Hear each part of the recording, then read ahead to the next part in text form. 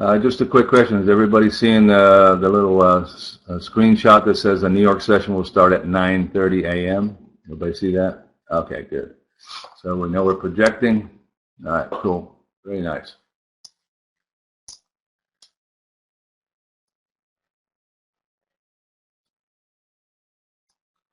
All right, I'll tell Jerry. Well, they should have done the support. If they did the support button, they would have gone in. They probably didn't read their email. All right. So, oh, did you support? Okay. Yeah, that's good. I sent it out too with the link. So, all right. Cool. Very good. Well, you know, we're in here. We might as well kind of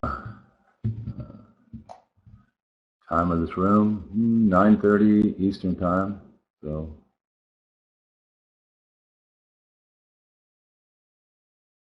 yeah.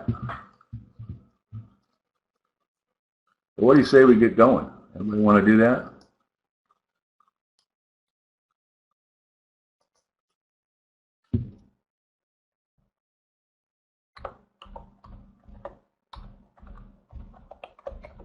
Let me get this recorded. All right.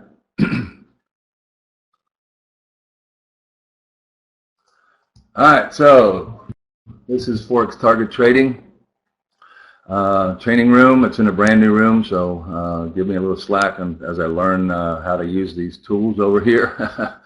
All right, trading foreign exchange on margin carries a high level of risk, may not be suitable for all investors. Before deciding to trade foreign exchange, you should carefully consider your investment objectives, your level of experience, and your risk appetite. Nobody's here telling you can make $3 million in 2 weeks. The possibility exists that you could sustain a loss of some or all of your initial investment, and therefore you should not invest any money you cannot afford to lose. Be aware of all the risk associated with foreign exchange trading, and seek the advice of an independent financial advisor if you have any doubts, okay? So, Forex target trading is the educational part of our business model. It's the methodology that we use. Proact Traders is the technology part of our business. It's the chart system that we use. We use the award-winning methodology created and copyrighted by me, combined with the award-winning Proact charting software created by Jerry, and our results are taken from actual traders using the combination above, and then we average that for our pip capture. So in other words, our record is our trader's record, not mine, all right? So we are training setups, not trades. Any decision to take a trade is yours. We are training what an RF 1010 or a 6 aces trade setup looks like in a live trading environment, not after the fact, all right? So I may say this is a valid RF 1010 setup. Enter when ready. That's a trade setup, but that is not yet a trade, all right? You still have to look for T30s, previous support or resistance, any fibs, assess the risk and reward, all right? Know the target and know the stop loss. If you don't know the target and you don't know the stop loss, you're not a trader. You're a gambler. Wait for a hook or a center, and if everything is right, then you're going to make the decision to make the trade, not me. Stops are the technical stop, all right? So we may say the stop's around 110.12. You must use the technical stop, which is the last support or resistance plus 5 to 7 pips on a number that ends in a 3 or a 7. So in this illustration, your stop would have to be 110.13 or 110.17, all right? Stop should be moved to break even after 17 to 21 pips, depending on the real estate of the day. So in other words, it's not automatic. You don't put a 17 pip trailing stop in. You look at the real estate. Can I move my stop? Is there something that tells me I can't move my stop? Do I need to move my stop at 25 pips and not at 17? But you'll notice that 17 to 21 pips is a whole lot more than 5 to 8 pips because we are not scalpers. We are target traders. Anything spoken of in the room is an opinion. It's not a trade call. Everybody in the world is entitled to their opinion, including me. But my opinion does not make it a trade call. This is not a trading room. It's a training room. But We do make documented pips in here, as you will see today, and we are here to teach you to fish, not give you a fish. We are training how to use our methodology combined with ProAct charting software to its full advantage as a service to our live room subscribers. But we have a lot of guests in here today, over 500 of you now. We want to welcome all of you here. We're glad you're here. If you're here on a one-day pass, we're glad you're here. Hopefully you see some things you like. You're going to find pretty quickly that we are a Forex family, and everybody here is helping everybody to do better. Now, we are Forex target traders, totally different than scalpers. That means many trading opportunities that we will identify are not entered during the New York session, but they will fulfill in subsequent sessions. You're going to see a bunch of them today. All right? That does not change the trading opportunity. All right? We will also do a heads up after the session that is recorded. All right? Now, if you're a demo trader, you must pay special attention during that recording because our live room subscribers and those of you who are here with the on the email, you will get that recording. All right? Chart subscribers or live room subscribers also get chart alerts during the day. You'll see some of those today from yesterday that we sent out. All right? And they look like this. They are not trade signals. They are areas to look for this trade with the parameters there. All right?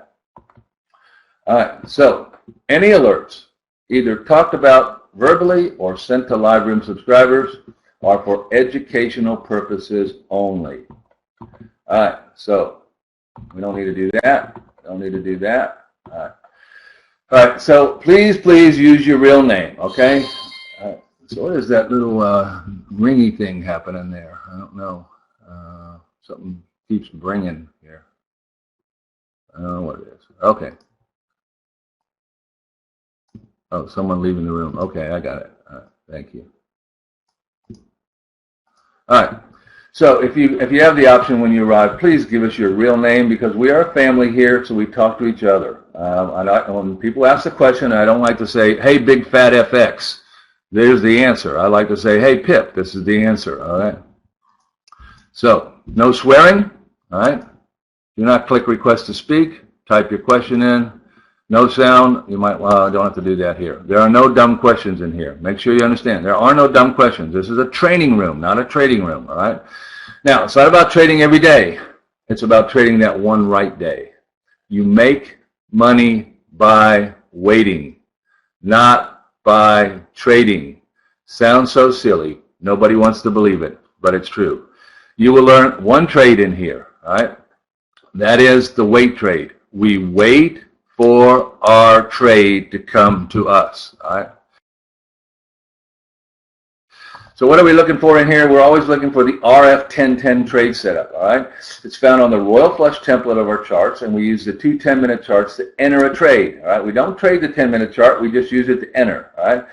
So the 60-minute is not part of this trade setup. So we want to show you an illustration of a buy. How do we get into a buy on the euro dollar today? First thing it has to set up is the gatekeeper. All right.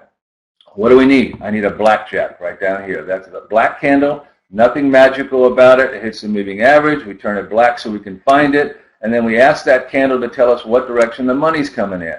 The money comes in a buy because it puts a green diamond on the bottom. We're interested because we're looking for a buy. Next thing we need is the moving average green because we're looking for a buy. Okay. Next thing we need is candles above that moving average because we are looking for a buy, okay? Next thing we need is the momentum indicator to say we are going, all right? And so you can see that we had a red or black right there, all right? So that red or black tells us that we don't have a setup yet. We don't have enough momentum in the market, all right? So we've got to wait a couple candles. We wait a couple of candles, and bam, we get everything right here. Now we can go up to the targets, all right? Up here, what are we looking for? We are always looking for the arrow and painted candle. There it is right there, all right?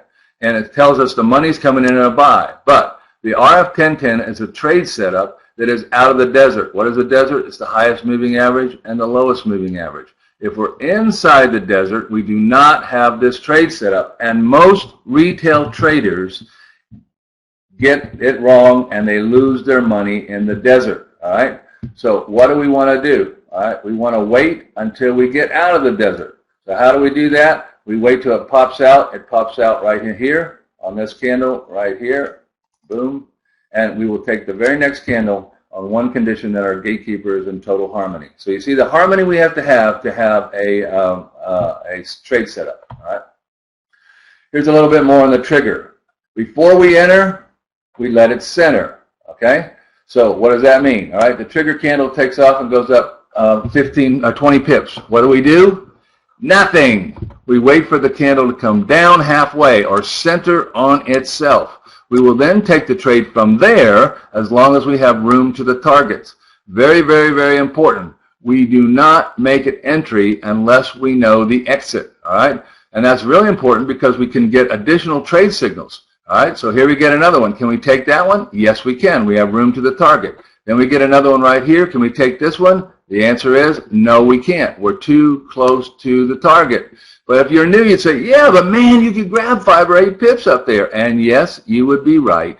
You can grab 5 or 8 pips up there. All right. And that's exactly what the average retail trader trades for, 5 to 8 pips. All right.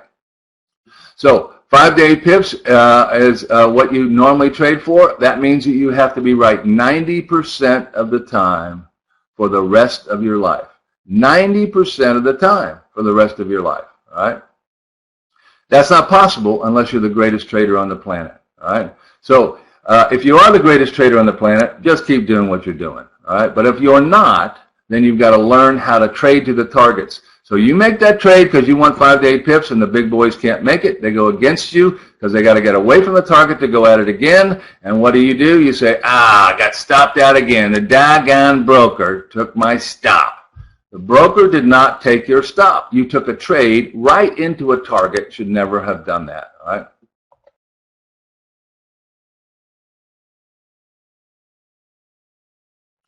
All right. So I'm going to show you an illustration of a sell. All right. Hold on just a minute. All right. The rules are exactly the same. All right. But it just looks different because it's going down. So first of all, this is not part of this trade setup right here. All right. So I'm looking for a sell. What do I need? Over here, I need the gatekeeper first. All right. So I got to have a blackjack. Yep, there it is. I got to have a moving average down. Yep, there it is. I got to have an arrow and a painted. So I have everything I need here. What do I need up here? I need an arrow and painted candle. I got that. And not only do I have that, I have a white dot. And that white dot on our charts tells us we are going 55 pips. All right. So I have a trade setup. All right. But do I have a trade? And the answer to that question is no, I don't. All right. Wow, I don't. What do you mean? Well, because we're right above the 93.00 number. We do not trade into a 93.00 number, or we don't trade into a 0.50 number unless we have room to move our stop. The reason for that is option contracts. In the New York session, option contracts are here at 93.00. We can't trade into those option contracts. Elvis has just posted them. Thank you, Elvis. And you can see the vast majority of those option contracts will expire at 10 o'clock today, are all on 00 numbers or 50 numbers. All right. So we don't have a trade setup because of that. We also don't have a trade setup here. Why? Because we're still in the desert. You see, a trade setup is not a trade. Retail traders get this wrong all the time. All right. They think that a trade setup means push the button. It does not mean that. All right. So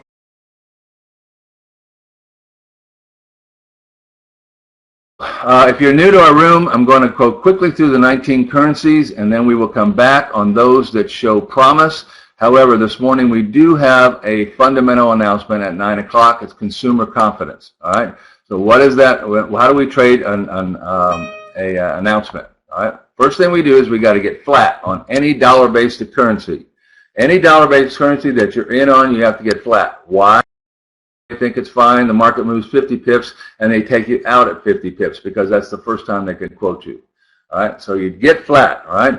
We're going to turn our charts to a 1-minute chart. And then we will watch as we have a reaction to the fundie. All right, the fundamental announcement, they're called fundies. All right, we get a reaction that goes in one direction. What do we want it to do? we want to go sideways. All right. All right. We want it to go sideways 3 to 5 candles. All right. Why do we want to do that? Because we don't want to get caught in a whipsaw, number one. Number two, we don't. They're telling us, based on this announcement, there are no sellers. Therefore, we'll go above the sideways move, find the resistance we got to break. We'll place an entry order on one condition, that we have room to the target. Okay. So what is our problem? What do we got to do? We got to find room to room for the announcement reaction, and we got to have room to the target after that. All right. So our job right now is to go in the charts and find that opportunity. All right. We don't make any trades before the 9 o'clock. All right. Because everything can change at 9 o'clock. All right. All right. So let's take a look and see what we got here. All right. On the euro. All right. We know that we have an announcement. We have an option contract sitting at 32.50, and we're I think it's 32.25, and the market is right here. It's in an uptrend, but we're right here at a day chart top and the top here. All right, so there's no room to go up here. Everybody see, there's just no room here. All right, so it's a 10 o'clock bump, New York. 9 o'clock for us in Central Time, 10 o'clock in New York. Okay. All right. So there's no trade for us to the upside. If they make the turn, basically, there is nothing for us. Period. No trade whatsoever. The British pound, however, is a little different story. So let's pull the British pound up here.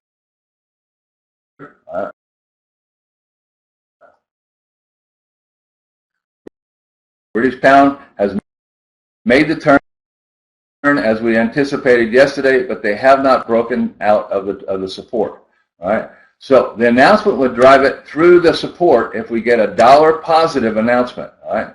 So a dollar positive announcement would drive this to the downside, and we can quickly see that our target is right here. That's our target. So there's our opportunity right there. All right. So we're currently at 50. That's not very much. All right. But below that, we got another 90 pips. All right. So there's 90 pips below this number right here. This is what we call a snowman. We love snowman. All right. So snowman give us an opportunity to press our winners. So this is a 40 and a 90, a possibility of 130 pips. So we are interested in the British pound, not because of the first trade, but because of the second trade. Let's go look. We don't trade the Canadian dollar in the announcement because it's wacky. Here's the Swissy. All right, Swissy. Yesterday was a session recap. And the session recap was to trade it off the top of the falling wedge. How many made that trade? I know a bunch of you made it. All right. All right.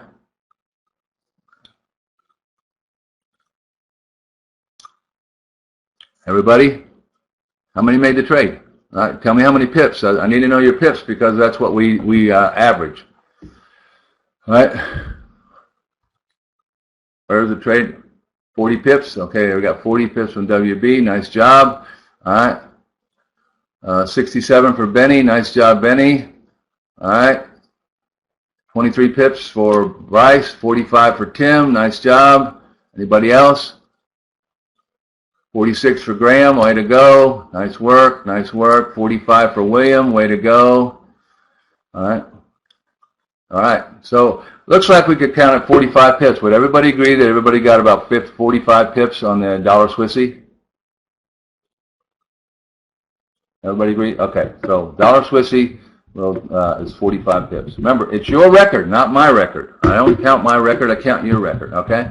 So we can see now we have another 60 pips or so to the downside, 92.25. If we get a dollar sell, we would definitely be interested in the excuse me, if we get a dollar buy, we would be interested in also the Swissy. The Swissy has about 60 pips, it looks like. Yeah, about 55 pips. So we have 55 pips to the downside, and that would be if we got a dollar negative. All right. If we get a dollar positive, we would have the GBP for 40 plus 90. All right. So keep working down the line. Dollar yen, dollar yen has not broken this bottom yet, so we're waiting, but there's only about 30 pips in here. Then there's a big trade below here. So after the announcement, if it goes down, we will look for that opportunity afterwards, okay? All right, Aussie dollar. Aussie dollar was a session recap from yesterday. We had to break this wedge, the three musketeers, the three soldiers here. How many? Anybody? Aussie dollar. How many pips? We need your pips. Okay. Pip, 100 for pip, 220 for Cliff. Nice job. 2 entries. Okay. 100 for 2. Okay. I need your pip count, but your record, not mine. 110 pips, Al. Okay. Nice job. Okay. 56 for Bryce. Nice work. 575 for Aaron. Aaron, if you traded with multiple lots, tell me how many lots you traded it for. All right, 2 lots. So 300 and, wow, still 300 pips. Wow, that's incredible. Good. We throw the high out and the low out anyway. 60 pips, RO, nice job. Anybody else? All right, 5. Okay, thanks. All right, 83, Erica. Okay, nice job. All right, so, all right. Nice, Al. Okay, so looks like we could count 60 pips. Would everybody agree that 60 pips is probably the average with 1 lot? 80? All right. What do you think? 60 pips? We'll call it 60 pips. All right. See, we're very conservative. We don't want to count all the pips we get. So, all right. Well, we'll get there. Just hang on here. All right. 60 to 70. Okay. Good, Matt. Thank you. All right. So we still have 90 pips to the downside here on the Aussie dollar. And the Aussie dollar looks pretty nice for if it was a dollar buy. The Aussie dollar has 90 pips immediately. So the Aussie dollar has just replaced the British pound, and we'll go back after the British pound. We only have 40 pips initially on the British pound. We have 90 here. All right. Over to the New Zealand. All right. New Zealand dollar, we have corrected to the bottom. We're in a position now. We can do one of two things. If we get a sell here, which would be dollar positive, we have a trade down to this target right here, which is about 90 pips away. If we get a dollar negative, we will get a bounce and we will go all the way up to here, maybe today, maybe by tonight. All right, so we don't care which way this goes, but since it has to prove itself, we do not want to trade this in the announcement. We want to stay away from it. Okay. All right, so that's that. So by process of elimination, we are going to trade the dollar Swissy if we get a dollar negative announcement. We're going to trade the Aussie dollar if we get a dollar positive. Okay, everybody understand that? All right, now I'm going to go through the charts so that we're ready for everything else, so that when the 10 o'clock bump comes, which is the 10 o'clock options expire, and that announcement come out, we're ready to go on all the currencies. So if you'll hold your questions until we get through there, it will really help us. Okay. All right, pound yen. Pound yen is at the bottom of a day chart trend, and it is trying to break out right here. You can see the target is down here at 149.46. We're at 150. There's about 50 pips left in here. All right. So the ATR, you see Pip is posting the ATR. That's the average movement this currency goes. GJ ATR 148. So the average movement of this currency in a 24-hour period is 148 pips. It has already moved 120. All right. So doubtful we will get the pound yen. All right. Euro yen. The euro yen we're waiting for the bounce here. I'm still a little leery of this one here, but if we can take this top out, everybody can see that by rights they need to come down here and bounce it. All right, so we got to move down like this. We got to down here. All right, that's an ABC on a 240. But if we go down to the 60-minute chart, we will see that on the 60-minute chart it has already done an ABC retracement. All right. Break this to the upside, we're going to be very interested in this trade right here. All right, so we'll be looking for a target of 132.78. We're at 130.20. Got 200 pips there, folks. 200 pips. All right, the ATR is 119. So what does that tell you? That would be a 2-day trade. So we would break it into 2 parts. The first part would be here, and the second part would be here. All right, so everybody get that? All right. All right, let's go look at the dollar CAD. All right, dollar CAD is telling us that it's trying to continue through to the downside. We are at the day chart bottom right here. That's a day chart bottom. By rights, we should do a fifth wave to the upside. However, the charts right now are telling us we're not going to do that, which means we would continue down here. So if we get a breakdown here, we only got about 30 pips to the downside. So what we really want is the buy up in here, not the sell. All right, there's just no room here. That's it. That's all she has to the downside. But to the upside, we have all of that. So we'll see if we get a dollar positive announcement. We may get this off later after the announcement, okay? All right, so there we go. All right. All right, now we've looked at everything else. Let's go over to the exotics. Exotics almost always have more opportunity for us. And this was a session recap from yesterday. We talked about this before we closed the room. We recorded this. This was our trade yesterday. How many made the AJ trade? All right.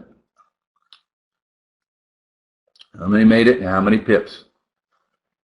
All right. 100 pips Bill. All right. Fabio 114. Tim 70. 66 for Bryce. 95 for Darius. 75 for Gary. Nice job. 95 Nick. RO Trader 70. Tom 68. Andrew 989. Come on, Andrew. Let's get real. All right. 87. All right. 55, 99, there we go. Okay, had me worried, Andrew. 240 for Musa, 90 for Peter. Obviously, Musa, that's multiple lots, okay, 108. All right, so it looks like we could count it as 100 and probably 110 pips. Would everybody agree on that? Or is that too high? Maybe it's 90. All right. What do you think? 110? Okay, so 110 on the AJ. Nice work, everybody. Way to go. All right, so far from yesterday, we've already exceeded 200 pips just on those three, okay? That's why you got to pay attention. That's why you got to be a target trader, because we don't give up on these trades. If you're a new trader here, the only place that we trade is in these wide open spaces right in here. Right here is where we trade. We will not trade in the junk. We trade when we get a wide open space and nothing to stop it, because that's why they move it, okay? So it's very important to understand that, and I'm having trouble with this new screen.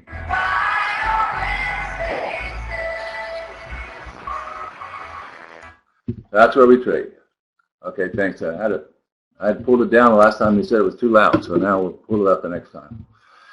All right, nothing we can do until after the announcement. Doesn't matter if it falls. You can't make a trade before 9 o'clock. All right, that's what happens to traders. Oh my God, it's going, I'm in. And then there's an announcement in 10 minutes, and the next thing you know, you got whacked. All right, so.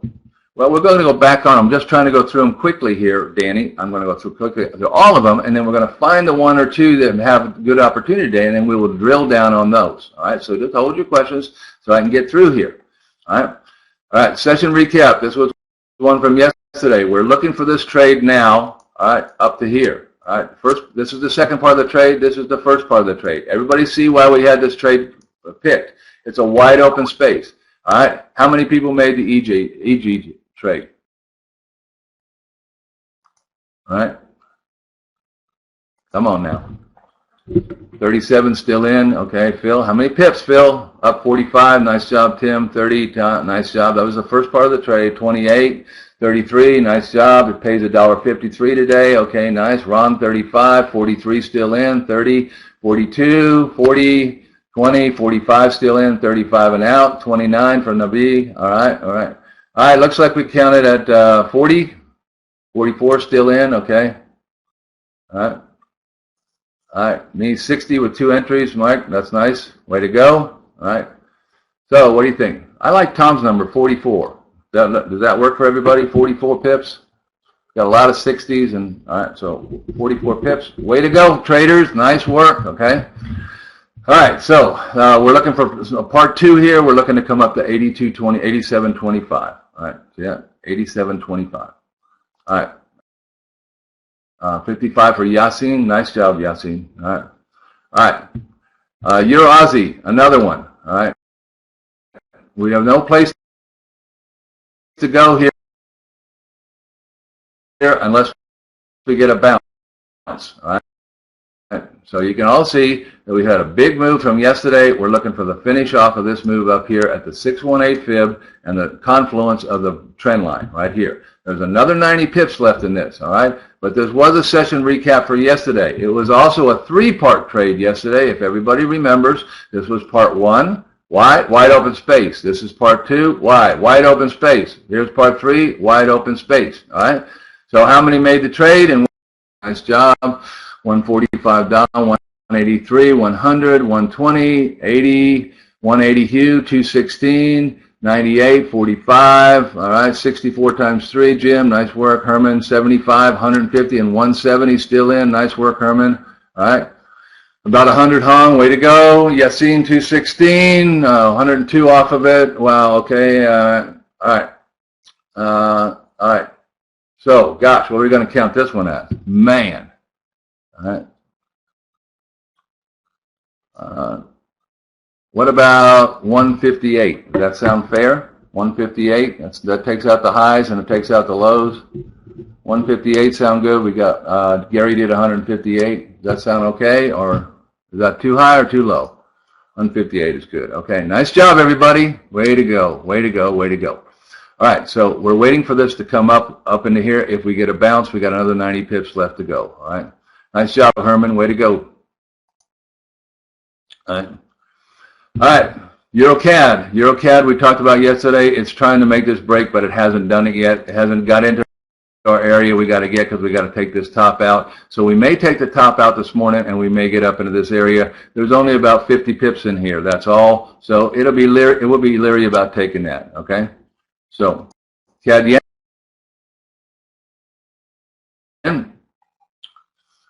CAD yen, we are waiting for the break to the downside, and it has not happened. We are doing a bear flag, however, right now, and that bear flag tells us we're going to go to the downside. All right, so there's a bear flag. We're looking for the opportunity to the downside, and it's a big one right here. All right, so I got about 90 pips to the downside here. We're looking for that 94.38. So we're definitely interested in the CJ to the downside. All right, so that's the opportunity there.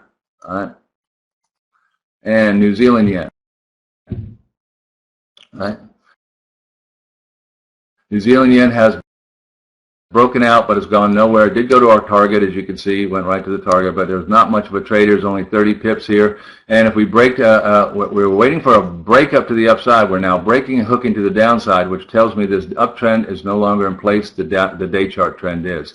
So I'm going to take that off, and we're going to see if we have any room. So give me a second. They bounced here. The next target is way down here. We can take this off right here. All right. We don't have any PSRs over in here. Let me go to 240 and just check it real quick.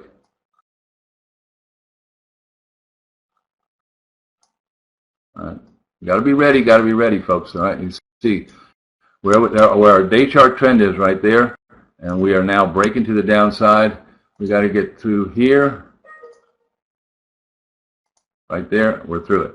There's the opportunity. I'm going to look for PSRs over here, and we'll talk about all this later. Just let me get through here so we don't miss a trade. Everybody wants questions answered, and we need to get this ready so we know what to do. There's a PSR right here in our way, but it's still yen to the downside. All right. Pound New Zealand, we anticipated a potential breakout. It did break out, but it's back inside. There's nothing to do till we get down in this area on the Pound New Zealand, so walk away from it. For those of you who trade silver, all right, we're waiting to see if we get a bounce. We keep working this little flag down. They've now adjusted this flag, so let me change the flag.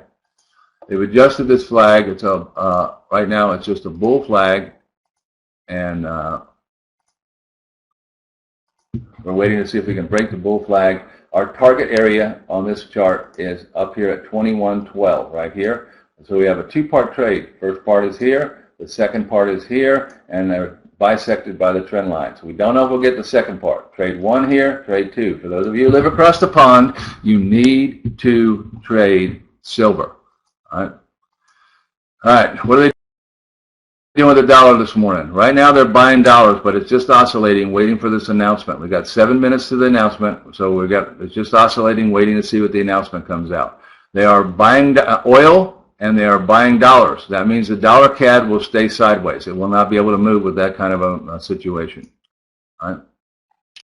Pound Chief. All right. Pound Chief was an announcement. Not only was it an announcement, but it was a IC alert from yesterday. So let me see if I can find it here. Let's see, Euro Aussie. Pound Chief. All right.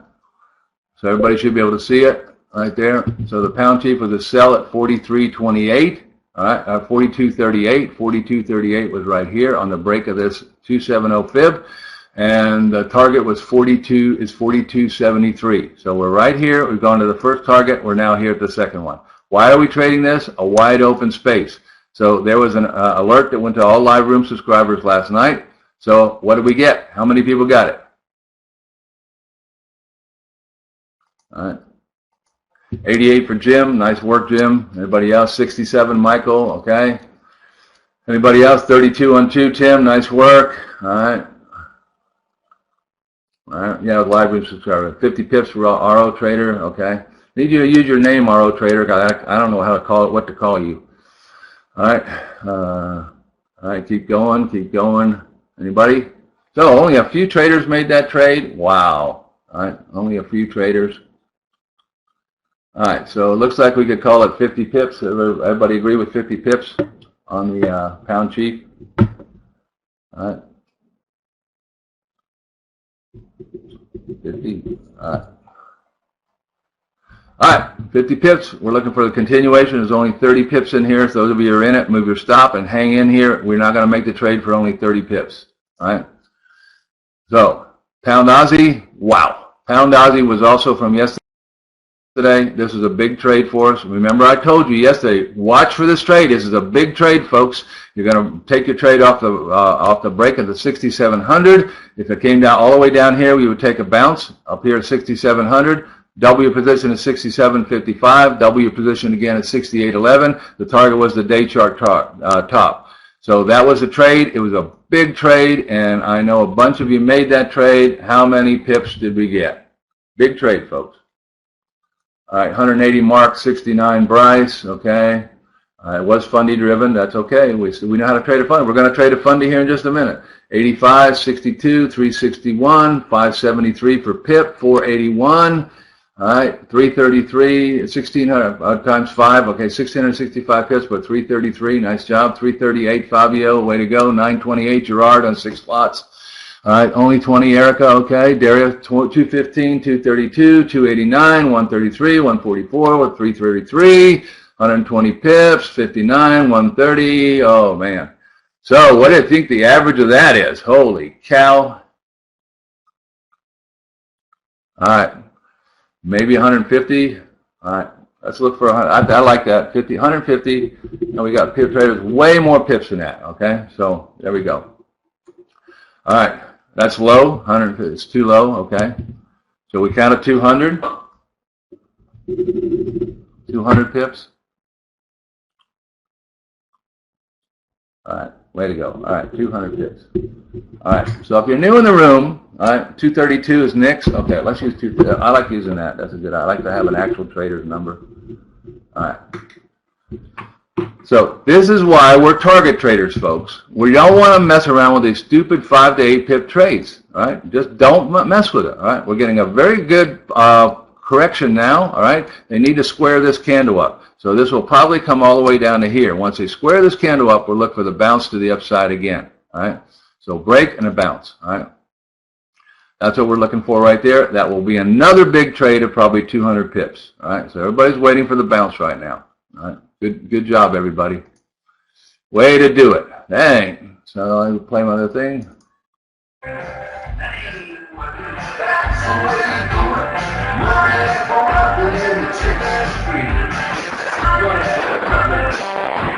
Money for nothing. There you go. All right.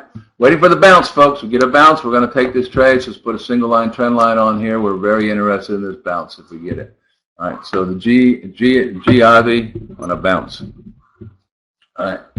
Last currency we look at is the Euro New Zealand, and we'll be ready to go for the announcement, and we know exactly what we're doing. Then we're going to, after the announcement, we'll come back and we'll find the 4 or 5 currencies that are are giving us the best opportunity for the greatest reward for the least amount of risk. All right. So we see we have had a breakout to the north on the Euro New Zealand. We have an opportunity up here if it will bounce. And the opportunity is 100 pips up here. All right.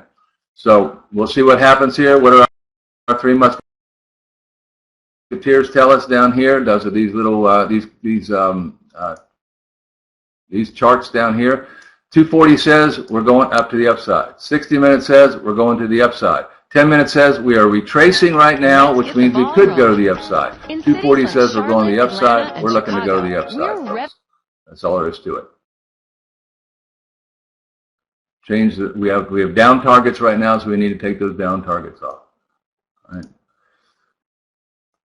All right. So what's happening? We have a breakout of the old 240 trend, and the day chart trend is now in force. So I'm going to put a line on here where this old trend was right here, and I'm going to take this off so it does not confuse us. All right. Now we're going to look for the targets to the upside. All right. All these are PSRs that have already been taken out on the last up move, so there are not barriers in it. They're barriers, but they're no longer targets. All right. So we're going to start our first one right here. There we go. And the second one we'll start on this pullback right here. The HSI measures the waves and finds the wave targets. The targets the waves will typically do. All right, so it's very easy. All you got to do is find a bottom, and you click the button, and it tells you where you're going. All right, now can we all? You see, they stopped right here. Why? Because that's the target. All right, so we can see if we break here, our next target is here. That's our opportunity right there. All right, see how easy that was? That's not hard. All right. All right, announcement is out, and Pip will get it for us. All right.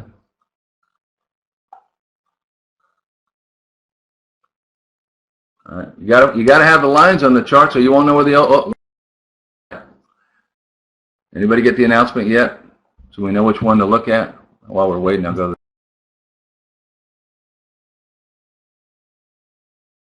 the Swissy and see if we see a reaction here.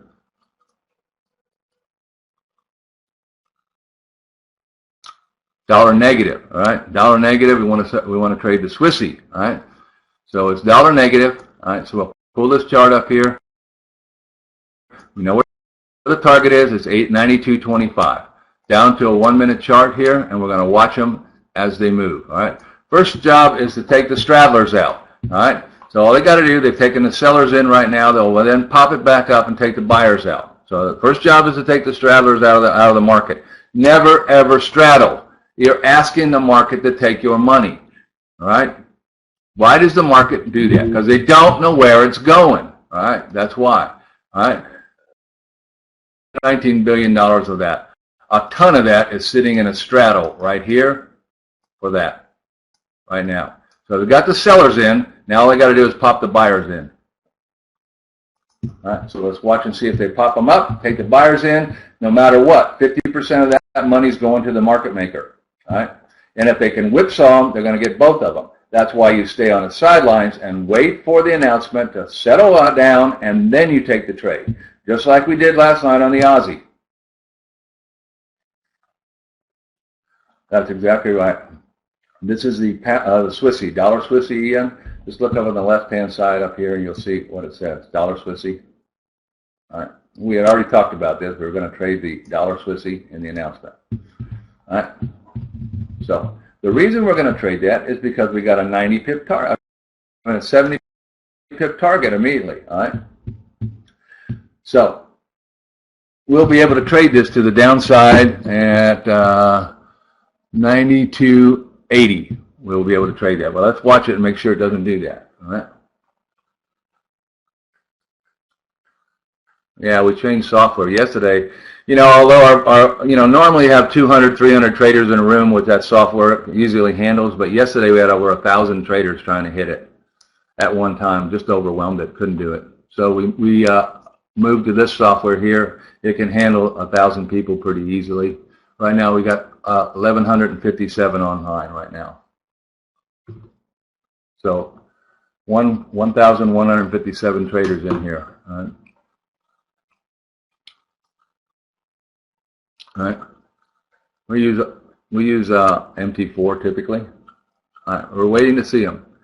Notice that they've gone sideways. All right, there's nothing here. 1158 now, 1160 now. All right.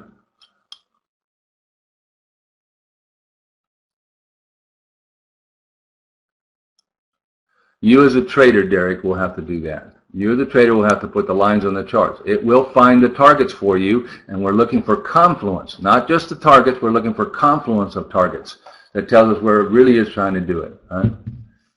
So actually, you got 2 weeks in this room. Why not wait a while and get your head wrapped around it instead of trying to learn new software at the same time you're trying to learn a new trading system? So we have a lot of full-time traders in here. All right. Well, not only that, we have a lot of hedge fund guys who watch us. We have at least 5 hedge fund guys in here right now who run hedge funds. Why? Because we make pips. That's why. We make a lot of pips. Our traders make pips. Not important that I make pips. It's important that you make pips. That's the problem with all the gurus out there. All the gurus say, hey, Joe Blow, the guru, made 650,000 pips last year. If you join him, you will too. Well, he might be able to make 650,000 pips, but you probably can't. So what's more important is, can you learn to find the targets and make pips yourself? That's the whole purpose of this. All right.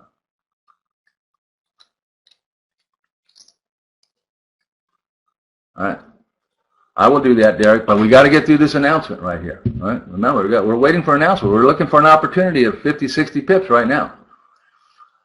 So,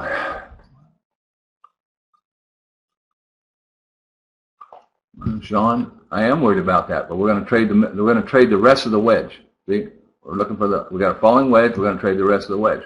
Everybody see there's a falling wedge here. All right. Where's the wide open space? Well, we're not going to trade it till it proves it can get in here. See, if it proves that it can get into this space right here, below here, all right, we can get into the space right here, then we got this trade all the way down. All right, and when we hit this, then we'll look for the bounce on the falling wedge. All right. Right now, she's not giving us that much at all. And we went through the currencies and we couldn't find anything else that was worthwhile to trade on a sell. On a dollar negative, there was nothing worthwhile to trade. We got to have a dollar negative, and that means we have to have a dollar currency to the downside. All right. Well, there are only 2 of those. There's the U.S. dollar Swissy and the U.S. dollar CAD. We don't trade the CAD in any announcement unless it's a Canadian announcement. All right. So we only had the Swissy for that. All right. So we're looking to trade to the downside. All right. But right now they're not doing much of anything. And they got to go up and get the straddlers in, so they got to first move up here to about 96. They're at 92, so they only have 8 pips to go, and then fractional pricing will take them in. Once they get that done, now they can move it. All right? It's not so much as a reaction. They're not getting the straddlers in. They got to get them both in. See? Yeah, there you go, George. That'll help you. It's a desert on a 1 minute, but we don't worry about it on a 1 minute. The desert is found on a 10-minute chart. Anybody can use this system. We have traders all over the world. We got 100 traders in Japan alone.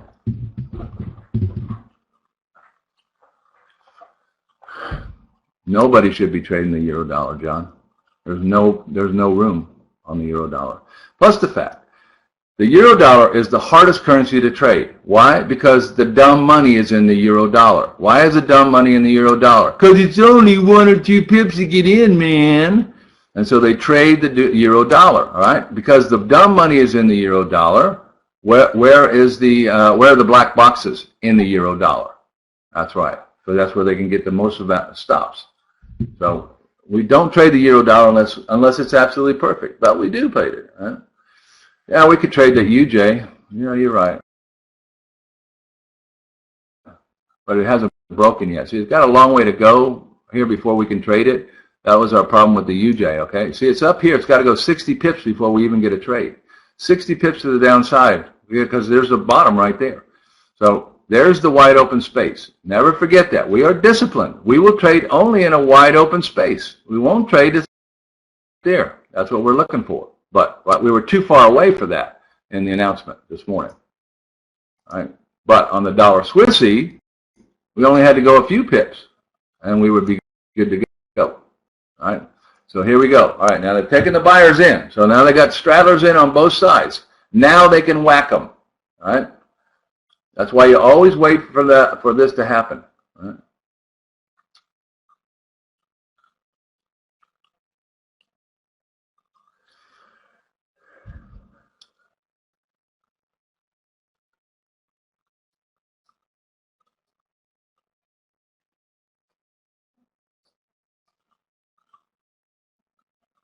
Aussie dollar, we're waiting for the announcement was dollar negative. All right, so dollar was it dollar? Yeah, dollar negative. Right.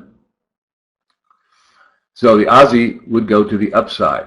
We don't want to trade the Aussie to the upside because we're right here in a downtrend on a breakout of the wedge. All right, our target is to the downside, and the dollar part of that, we have to shake out this news announcement which says the dollar is dollar negative. All right, that means that the Aussie should go to the upside, but we're in a downtrend. We don't want to trade the Aussie the opposite way. All right, so if they're going to trade this, what they will do is they will use this as a catalyst to be interested in the Aussie then. Traders are not willing to wait for their trade to come to them. All they want to do is push the button. Hey, you pushed the button! I didn't tell him to push the button. Did you tell him to push the button? Oh, I didn't tell him to push the button. I didn't tell him to push the button. You shouldn't just go pushing buttons. You don't go around pushing strange buttons. I tell you, don't push the button. Don't push the button. Wait for your trade to come to you. All right. All right, so got sellers in, got buyers in. All right. So we'll see what happens. We'll see what happens here. All right. I now got enough information to put a single line trend line on so that we can see that this is nothing more than a bear flag. All right. It's a bear flag on a 1 minute chart, but it is a bear flag. All right. A bear flag is a selling sign, not a buying sign. Yeah, but the candles are going up, man. Look, why aren't you in that? Because we're looking for a sell. All right. You can use it. No, you can't, Scott. It's designed specifically for Forex. You can use it for options and futures.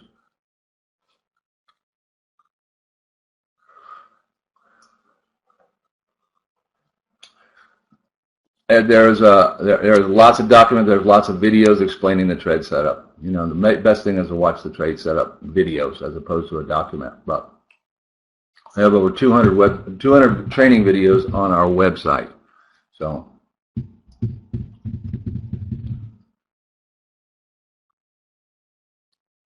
What do I think? I think you shouldn't have traded the euro in the first place. All right. So this is why you have rules, folks. There is no trade on the euro at all until we take the trend line out to the downside and the support. All right. You got to take that support up. The trade is here and here to the downside. In here, you're in a wedge. All right. That's what you're in a wedge. What do we do when we get into a wedge? We run. Get the heck out of that place. All right? We don't want to be in a wedge. All right? So a wedge tells us this.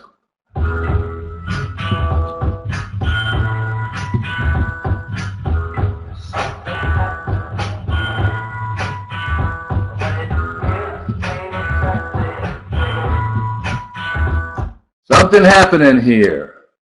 What it is ain't exactly clear. Wedges are there's no direction known. So you wait for the break one way or the other. If we get a break up, we've got about 50 pips to the upside. If we get a break down and take the support out, which means the day chart trend is now in force, then we would have about 60 pips down to here, broken in two parts. First part is here, second part is here. All right.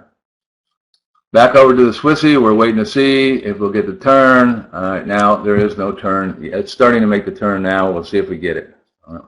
Got to get this shaken out. It's only been 12 minutes since the announcement, folks. 12 minutes since the announcement is not very much. All right. Traders are all going, oh, yeah, but I want to trade, I want to trade, I want to trade. Wait for your trade to come to you. Don't be jumping in trades. That's how you take a loss, okay?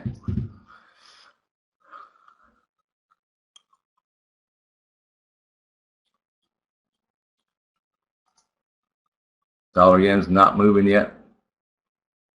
So we're going to trade that British pound. All right, it's continued to the downside. See, and what they basically said is we don't care about the announcement. All right, we don't care about this announcement.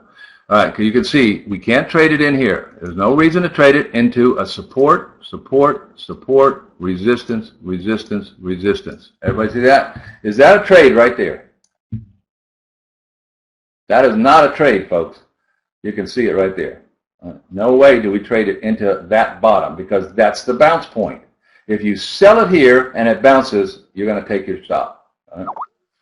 So we don't trade it in that area. That's just not going to work for us. Right? Well, a break here, however, changes everything. All right?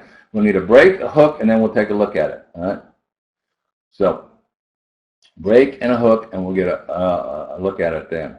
What are they doing with the dollar based on this announcement? They're buying dollars. All right? Now, this is crazy, right? It was dollar negative, all right, and the dollar's getting stronger. You see that? Crazy. All right? So, the questions are scrolling off on this thing for me, so I'm having trouble seeing them.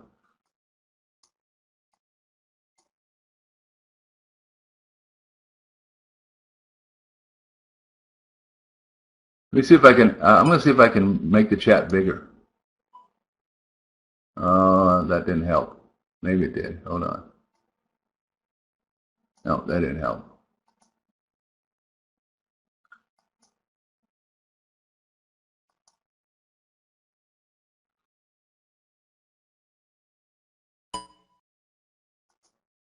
There we go.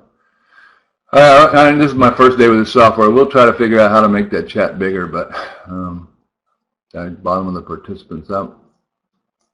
Oh, that helps. Thank you. Yee-hee! Somebody knew how to do it. All right. Thank you very much. That really helped. Right. I can grab the side dots too, make that bigger. Oh, wow.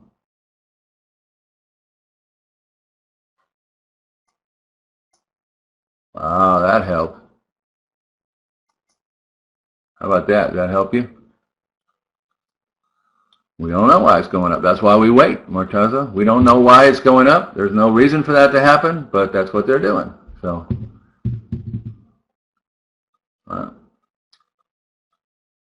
we don't have an entry yet on the Swissy. Not yet. It's not showing us it's going to go. All right. Oh, that doesn't help? Okay. Sorry. Let me drag it back in.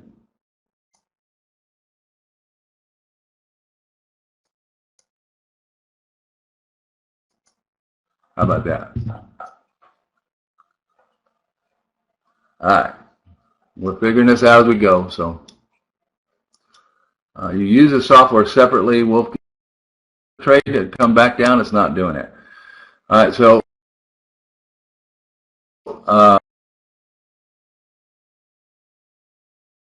obviously they have decided the heck with this announcement. We don't care anything about this announcement. It's not what we wanted it to be, so we're going to keep doing what we were doing. All right? So that's what we're doing right now. So let's go take this down. We're looking for the British pound to the downside.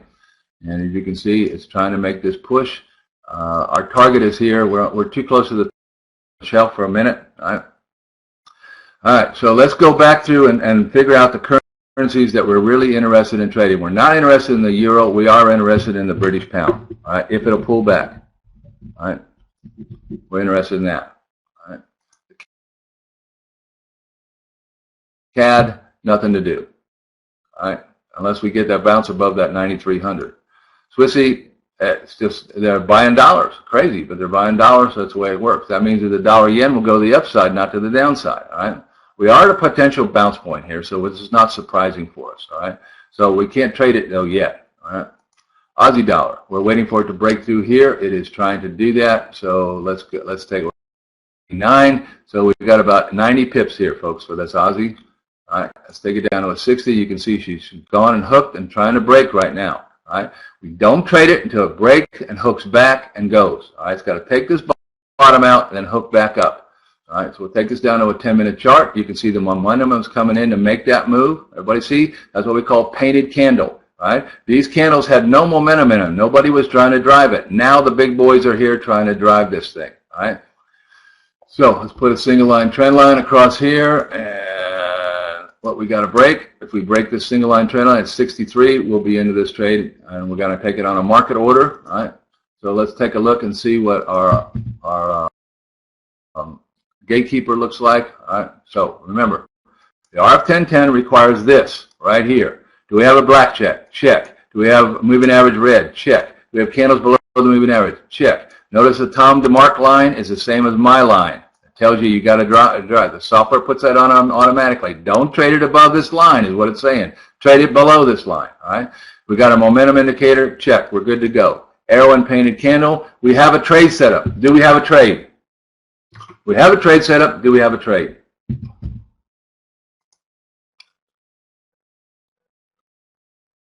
No, we don't have a trade. All right. We need to break, hook, and go. We needed to break, hook, and then we have a trade. All right. So don't forget that. Always wait for the break, hook, and go. All right. We're waiting. We're just waiting. All right.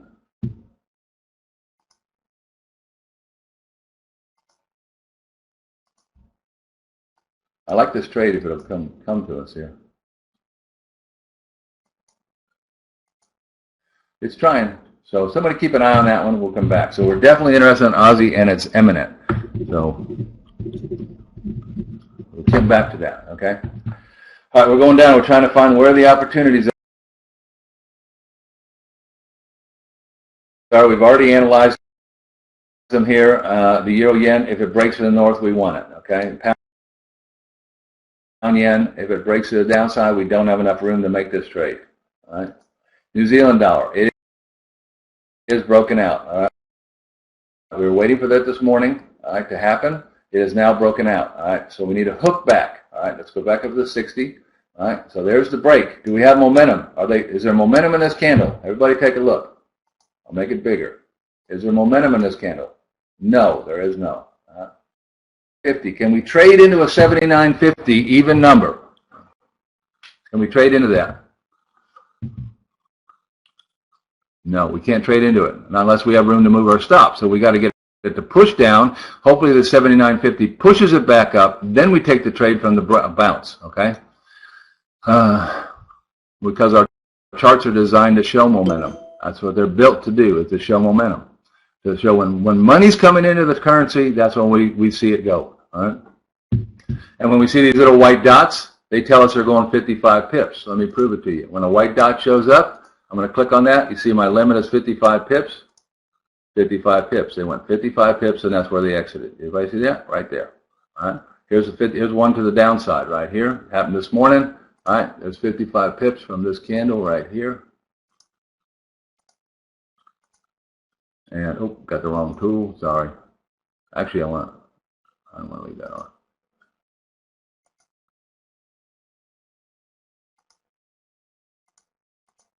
There's 55 pips. They've just taken a 55 pip out. Now, we break through here and bounce back up. We'll be interested in the Kiwi. Not unless we get it to bounce back up. Don't take it below there. All right? This is your opportunity right here, folks. All right?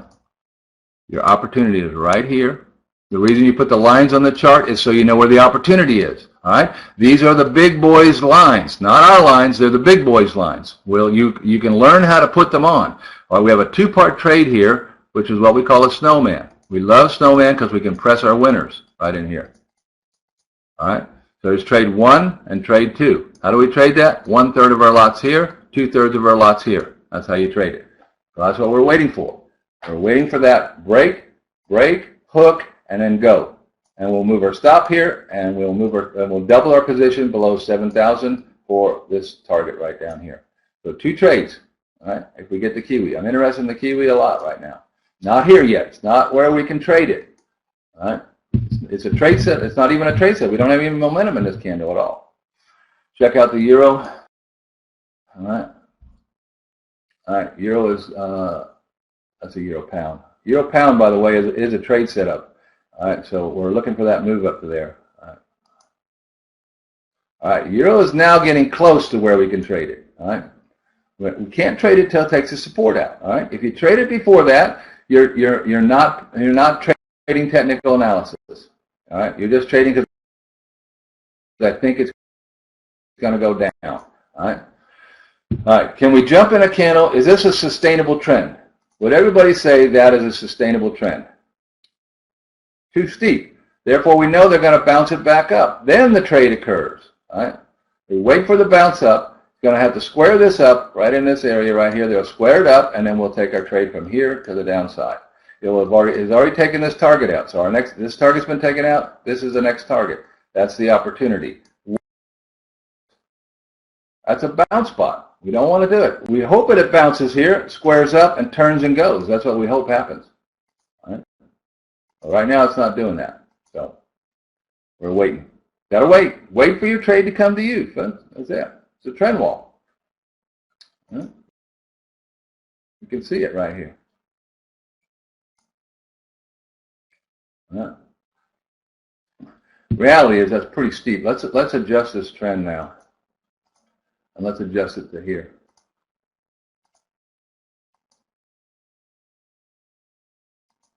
Here we go. All right. So, until it breaks out, we are still a buyer in an uptrend. All right. They could be coming down to do one thing: find buyers to bounce it up to here. All right. Oh, pick the screen. Where is that? Up top.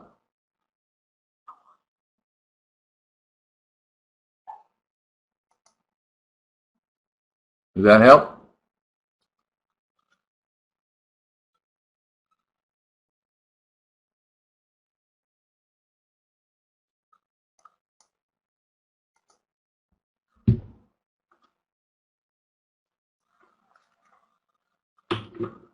Oh, okay, good. Thank you. Thanks, John, for that. Appreciate that.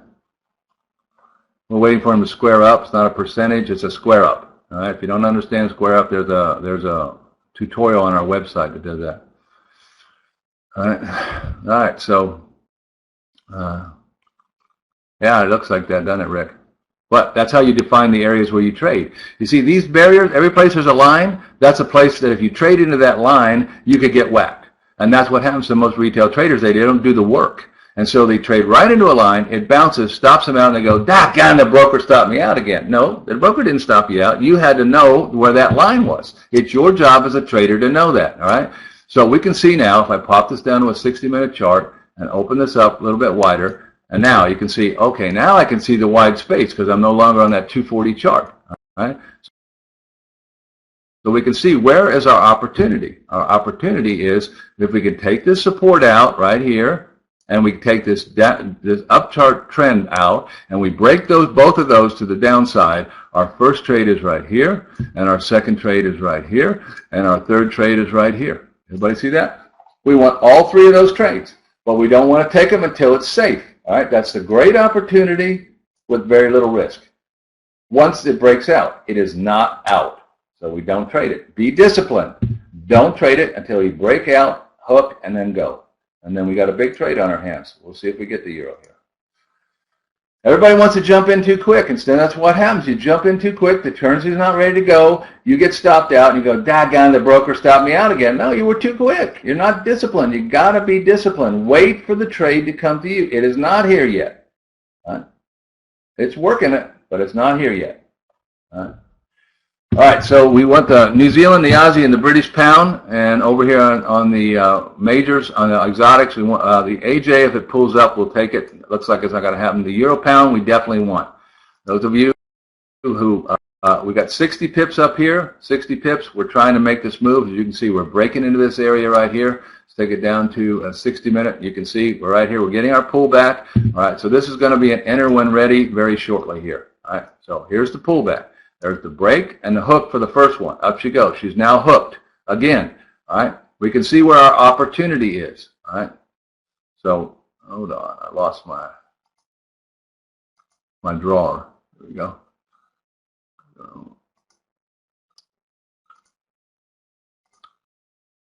All right. So when this comes down and bounces, our trade is to here and to right here. All right. I'll look at it in just a second. That's a good question, Sean. All right. So let's take this up a little higher, up to 30, and see what we got looking like here. Now it's not a channel, you see. It's a big move. This was our trade from yesterday, by the way. That's why we made money on this trade. All right, right here.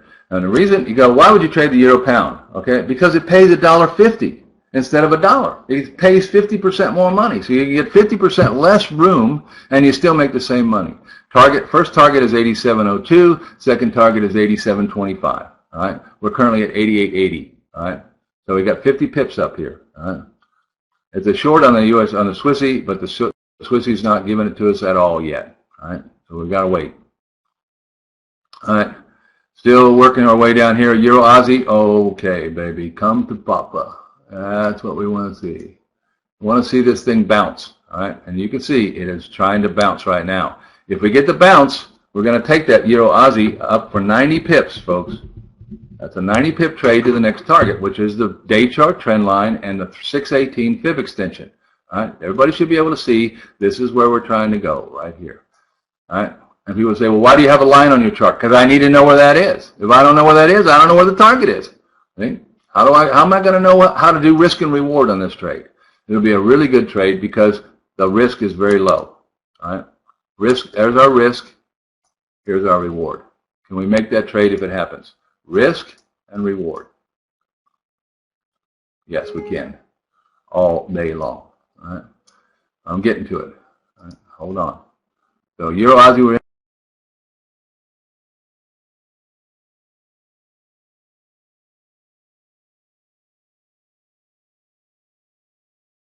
interested. Euro CAD, we're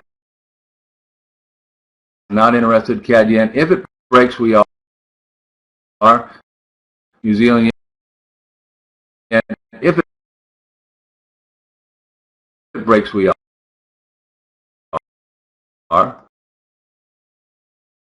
Pound New Zealand, nothing to do at all right now. All right. Let's see what they're doing with dollars. They're buying dollars. Still buying dollars. But notice, all they could be doing is coming up to the top of the trend wall to sell it off. Does everybody see that? All right. The only thing that this is showing is we're up to the top of the trend wall. Could we not turn to the downside?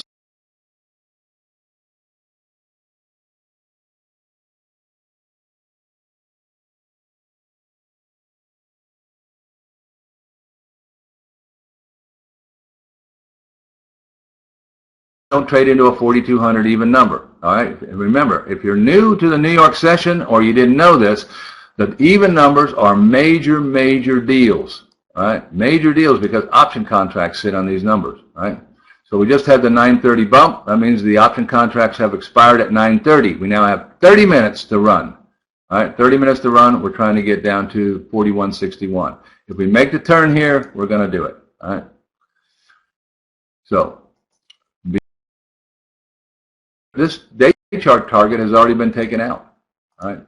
So it's already gone. It's still there. Our next target is 69.90. We're at 68.51. That's 140 pips up there, folks. I'm interested in 140 pips if this will get going. All right.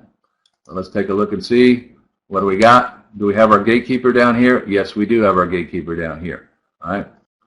So we're showing the retracement here on the 60. We're showing that. We're looking for the bounce. If we get a clean bounce up here, we're going to take this trade. All right. So, Euro New Zealand, we're interested in this one too, now that it's moved up here. It's got to break the 66.40, and we're at 66.31. All right, everybody see that? 66.40 is what we got to break. All right, so we're interested in this New Zealand, Euro New Zealand, after 66.40. All right, now, at 66.40, we're going to trade right into a 66.50. So what we want to do is we've got to take the 66.40 out, then pull back, and then we can take it. All right.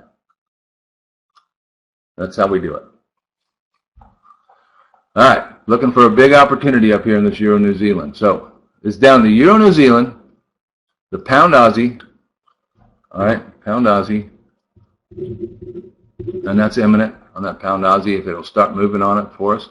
We're interested in the Euro Aussie, all right, on the bounce. It hasn't quite bounced. There's no momentum in it yet.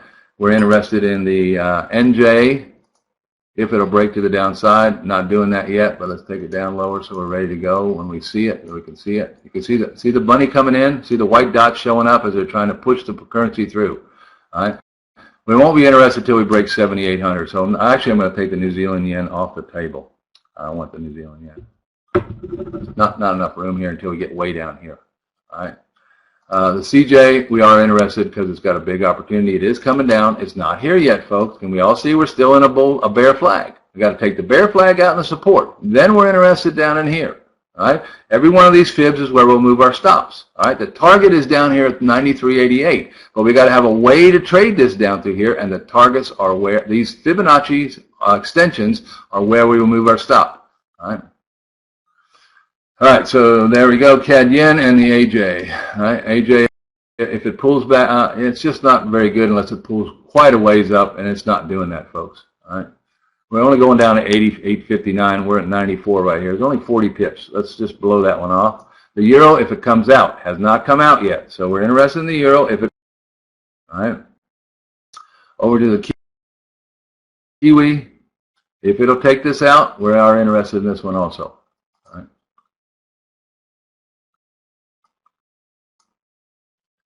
So let's take this off right here. All right. All right, it's got to come down under and then pull back up for us to trade it into a 79.50. You can't trade it into a 79.50. Right? Can you please show the 240 in the right? Yeah, sure. Right here. Right.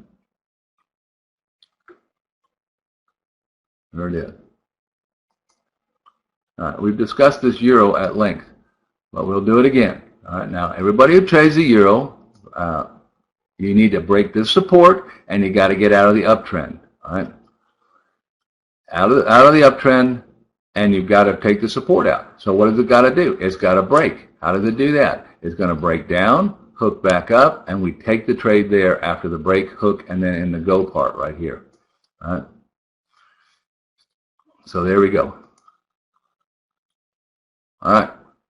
So until that happens, there's nothing to do in that euro. All right, Kiwi. If we get any pullback, we're going to be interested. So let's put this down the 10-minute chart and see where the pullback is going to come.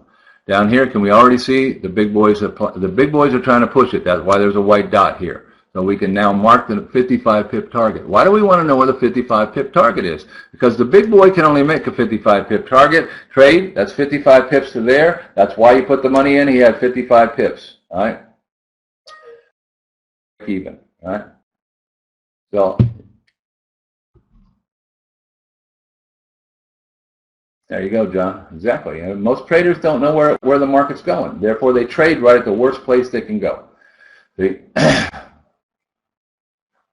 So if this does this, if it pulls back up and goes, all right, we can't. It's at 65, so we only have 55 pips to move our stop here. So we want it to come up a little higher. All right. They also need to square this candle up right up in here. So there's the bottom. They need to square it up. So if we get a candle that moves up here, looks like about 79.90 or maybe 85, 79.85, we'll look for that trade to there. All right. So we are interested in that Kiwi, but we're not going to jump early. All right. Aussie dollar.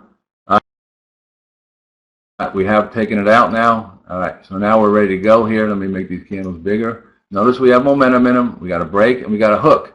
All right. So now we're just waiting for them to go to the downside. If they go to the downside, all right, do we have a trade setup? Yeah, let's see. Yep, there's my blackjack right down there. There's my moving averages down. My candles are below the moving average. Momentum is good. Check. Good. All right. Do I got an arrow and painted candle? Yes, I do. All right. I didn't have a trade set up here, but now I got one forming. I may have a trade finally. I have a trade set up and maybe a trade if they go. All right. So, and everybody can see on this chart. Does anybody want to buy this? Take a look at this and tell me. Anybody here want to buy this currency? All right. No, nobody wants to buy it. We're all sellers. So we're waiting to see if they'll go. If they go, we're going to take the trade. If they don't, we're not going to take the trade. So we're waiting to see if they'll do it. All right.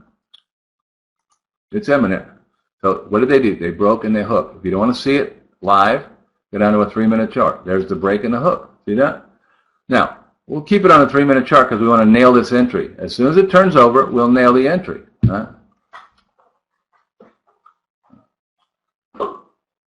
So I'm getting my broker, my dealer station up, ready to go. So I'm ready to take it if it turns. All right. Danny, the recording will be placed on our website, but it's going to take a while because I've never done it in here, so I got to go find it and all that. Normally I can tell you exactly where it is, but I will tell you. Allison, we're just trying to nail this thing. That's all we're trying to do. Normally we're not trading a 3-minute chart. We're not trading a 3-minute chart. We're just trying to nail it. We're trying to see where the turn comes. As you can see, they're still moving upwards. Okay, so we're waiting for it to make the turn to the downside, turn bright red again to the downside, which means momentum is pushing it. Just because you got a candle going down doesn't mean anybody's pushing it. We need money pushing it. How much money? A lot. It takes, on average, $35 million to move the euro dollar a half a pip in the New York session. So there we go.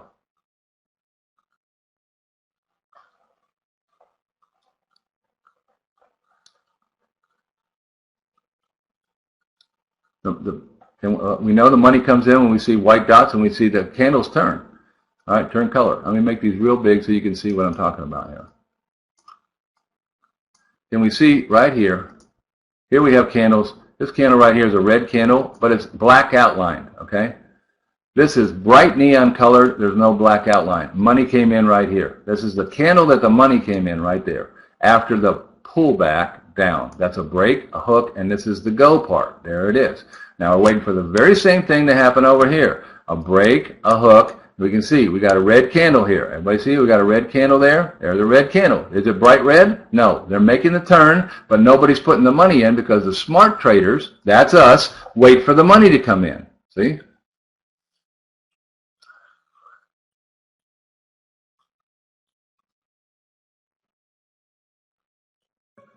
Target on the Aussie.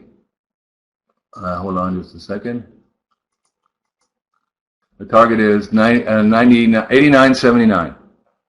All right. All right. We're probably going to not be able to get this until we break the 90.50.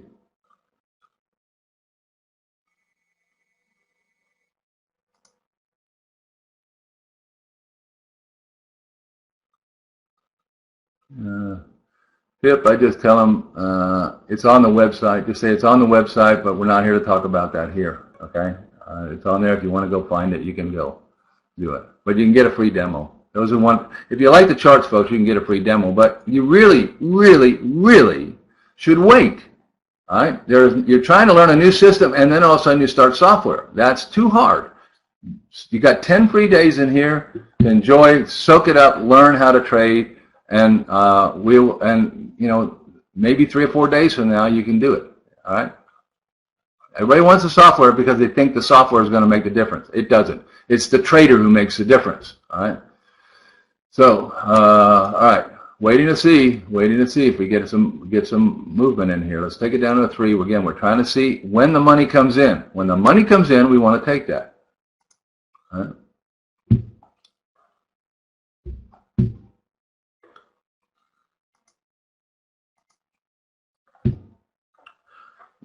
No, Val, these are those. They may be daily. This one right here happens to be our proprietary target tool. All right. Notice that the market tried to make the turn but didn't find enough sellers. So what are they doing? They got to go up higher to find the sellers. All right. Higher to find the sellers. All right. As you see, it's black outline. They never got any momentum to the downside. That means that the big boys, nobody put the money in. There's not enough sellers here yet. All right. So they'll probably take it up higher. All right, that's what you have to learn about trading. You don't trade it. Don't become an indicator junkie. We'll see it turn bright. When it happens, I'll tell you, and you'll see the difference. Okay, Dean, we're waiting for the entry point. We don't have one yet. We're waiting for it. We have a turn. We have a break, a hook, and a turn, but we don't have them going yet. There's no money coming in to drive it to the target. All right? There's probably enough in there to go 5 pips for people who want to trade for 5 pips. We will never trade for 5 pips. Ever, ever, ever. How do you know when the money comes in? Now, I've said this a bunch of times, folks. Can everybody see the arrow and the painted candle? That's when the money comes in. All right? We have a bright red candle, but we don't have it turning. We don't have momentum coming in. So we're waiting. We're waiting to see. This could stall out and go up to here before it goes. All right? So we wait. I don't want to wait, man. I want to push the button. That's what I want to do. Hey, you push the button! I didn't tell him to push the button. Did you tell him to push the button? No, I didn't tell him to push the button. I didn't tell him to push the button. You shouldn't just go pushing buttons. You don't go around pushing strange buttons. I know you. Don't push the button. All right. Can everybody see that if they don't find enough sellers here, what are they going to do? If they don't find enough sellers, they're going to build a bear flag. Up, up, up, up, up. What does that mean? That's the wrong direction. We're looking for that trade right there. All right. If they don't find enough sellers, they're not going to go. All right.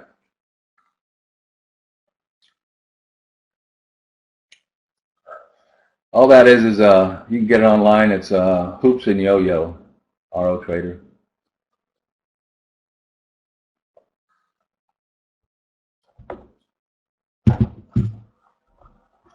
Waiting, waiting, waiting, waiting. It looked like on a 5. Looks pretty good on a 5. Up on a 10, we never lost momentum. All right, we're still waiting. All right. They need to break this 90-50. See, that's their problem is they need to get this 90-50 out first because of the option contracts, okay? The arrow and painted candle. The arrow and painted candle is the signal. Arrow and painted candle is the signal for momentum. Okay.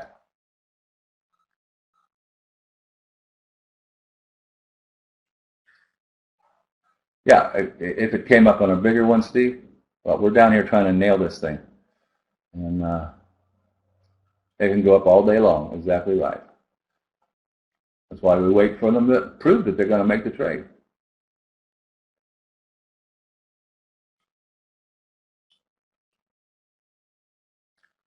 All right. See, they've gone nowhere.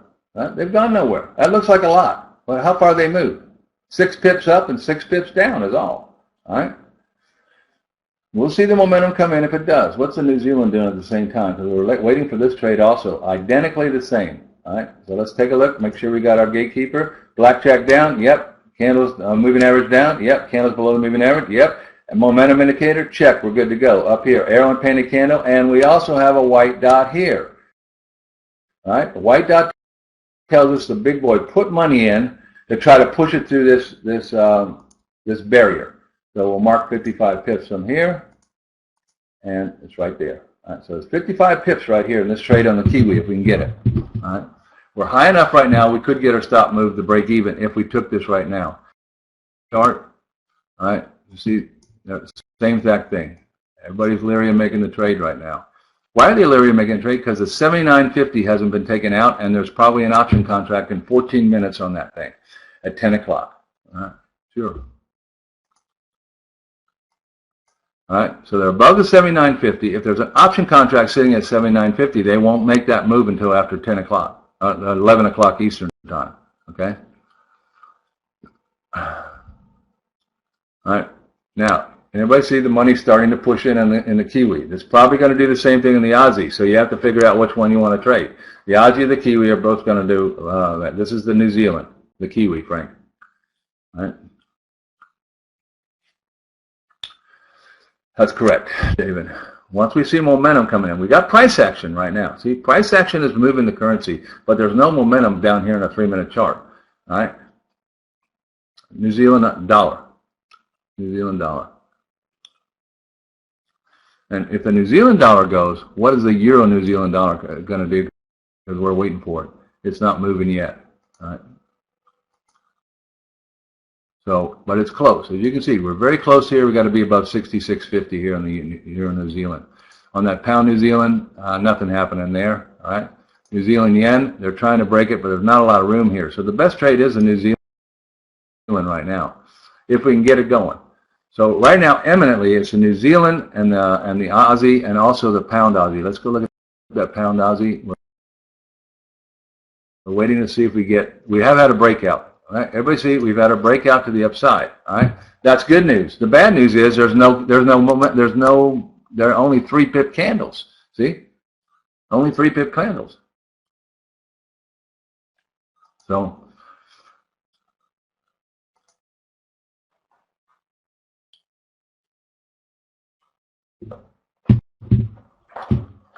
hang on to your hats, folks. Be careful, be ready, but don't be in a hurry. There is no such thing as a hurry in the Forex. If you're in a hurry in the Forex, you're in trouble. Big trouble.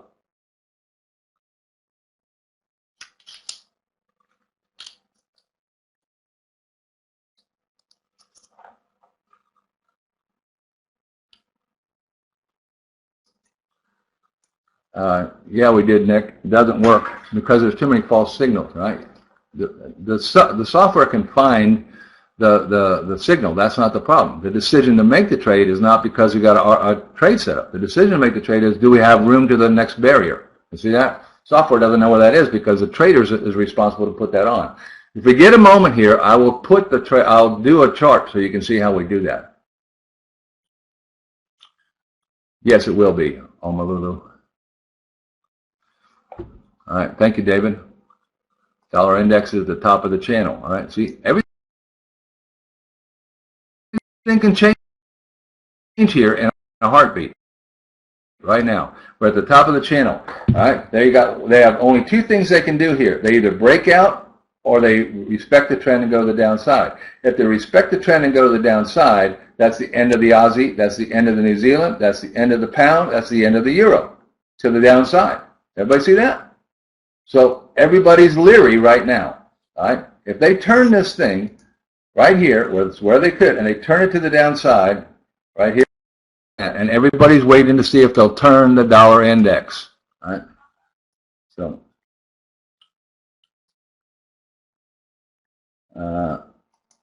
okay, thanks, Agor.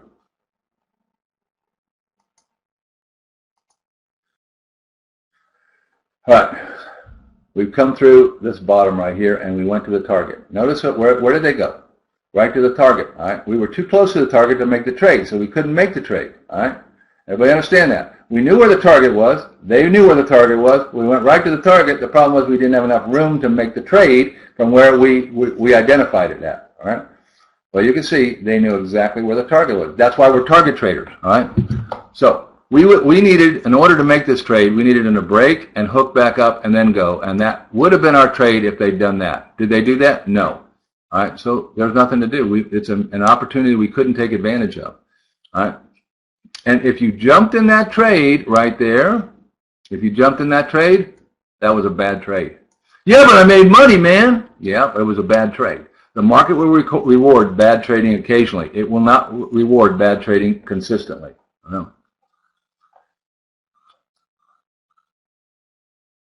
So,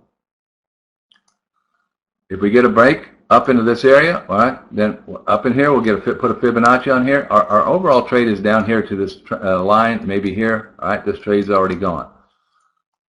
All right, somebody keep an eye on that New Zealand and Aussie so that we don't miss it. So that target is now out. We're waiting for a pullback. So how do we do that? We pop a set of fibs from the bottom to the top right here. I'll get it down low enough where I can reach it and find where is this retracement going to come. All right. So there's the bottom. That they will move. They may only turn to the 786, but it may come up to the 618. So we'll see what happens here. All right. So if we come up to here and make a turn and go, we only have 20 pips here, folks. That's not very many. We got to come up to here. We're going to have to come up to the 618 and take the trade from here. All right. So, but everybody recalls that we talked about this trade this morning. All right. The problem was we could not get into the trade. All right. But that's the trade we were looking for this morning on the British pound. So, can't get in it now. Pull back, we're interested. Back over to New Zealand. All right. Is everybody glad you waited? Everybody glad you waited? Didn't jump into that trade. Nobody jumped into the trade. Guess what? We're going. We're going back up. Why?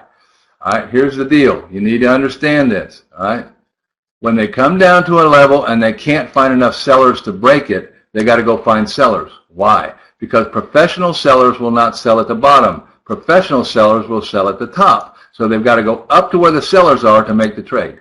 All right? Now, if you make the trade in here, this is why you get stopped out, because you don't know that. Yeah. I'm not always right, but we're right a lot. Right? We don't literally trade it. We have a group of traders who trades it, right? So.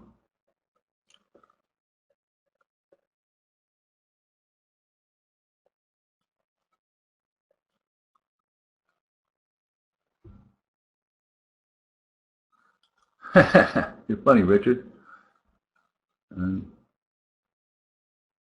Exactly right.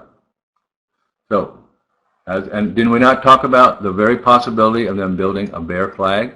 Why do they build a bear flag? Because they got to get up to find the sellers. But they don't want to go up fast, because if they go up fast, it tells the market that's the bottom, we're going to the upside. So what do? The market makers move it slowly up. So everybody goes, oh, it's a bear flag. We are still sellers. Okay, when they find the top, the sellers will come in and we'll get that trade. All right. Will it happen in the New York session? I don't know. We're waiting. We're hoping it is. Well, we can't make the market move here. All right. So, Aussie dollar, same thing, as you can see, doing exactly the same thing. We never got to go. We never got momentum back in. Now you can see that that was a smart move not to wait. All right. Not to jump in. Wait. Do not become indicator junkies. All right. Dollar yen, not doing anything. Swissy, coming down now, but I'm leery of this thing right now. I'm real leery of it until we get out of this bear flag. British pound, we don't have a trade on it. Euro, if it'll break this bottom, all right? So if it breaks the bottom, we got a trade. If it doesn't break the bottom, take the support out and the trend line, we have no trade, all right? So, waiting to see. Euro's on the sidelines for now. Aussie yen, unless we get a pullback, we can't trade it. CJ, if it breaks, and you can see it's very close to breaking here. See, it's trying to push out this bear flag. See, this is what I'm talking about over there in the New Zealand. If they don't find enough buyers up here, sorry, if they don't find enough buyers, sellers, right up here, down here, to break this bottom, they will build a bear flag. All right, the bear flag tells them we're still going down, boys, but we got to go find the sellers. That's where the sellers came in. All right. So we're looking for that opportunity down here, if they can break that. Key is, can they break it? All right. So everybody should be able to see this trade. They're working a channel. All right. If they go fast, we'll hit the channel first. If they go slow, we'll go all the way down to here. And if they go really slow, we'll go down to the day chart trend wall. All right. So when you get a moment, recommended money manager, how many lots to trade for your 10,000? You trade 2% max, LJ. 2% of your account is the max you can trade. All right. And well, you always have 98% of your money there. You also you cannot lose money. You cannot go broke at 2%, because to go broke at 2% requires that you have 50 consecutive losing trades. No, stop loss is the last support or resistance plus 5 to 7 pips on an odd number that ends in a 3 or a 7. So let's do it right here so we have a real live world example. All right. Let me take this down to a 10-minute chart right here. All right. So you can see, here's the money coming in to try to push this down. There's a white dot right there. Hasn't printed yet, but the big boy is trying to push this through. All right. Our stop now has to be above this line right here, which is at 64. I got to add 5 pips to that. That's 69. And I got to be an odd number that's 3 or 7. So I got to go to 73. So my stop on this trade would be 73. All right. If I take the trade at 29, I got a 45, 46 pip stop. All right. I got a 46 pip stop. So in order to take this trade, my target has got to be 46 pips or more away.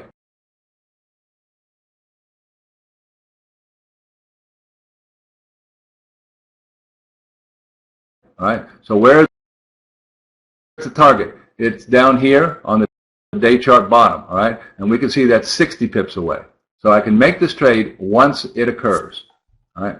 So we're interested in this CAD yen to the downside. All right. 2 minutes to the 10 o'clock bump. Thank you, Dar. All right, so nice heads up, Dar.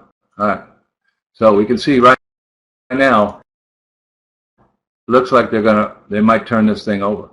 All right, let's take it down a little lower. We can see they're pulling back right now off that day chart trend. Take it to a 10-minute chart, and you can see them making a turn. Now, if that goes to the downside, folks, you remember the Aussie won't go down, the New Zealand won't go down, the pound won't go down, and the euro won't go down. They will bounce. All right, everybody see that? We are only looking for entries. That's all we're looking for, boom. Entries on a 10-minute chart. We don't trade in the 10-minute chart. We trade a 240 and a 60. There's $20 for every $1,000 you have in your account. Yeah, it shows up by itself. All right. So, going back up here, I never look at the dollar index except for a 240 or a 60. We'll see if we get the turn. If we get the turn, folks, everything's going to change. And this is why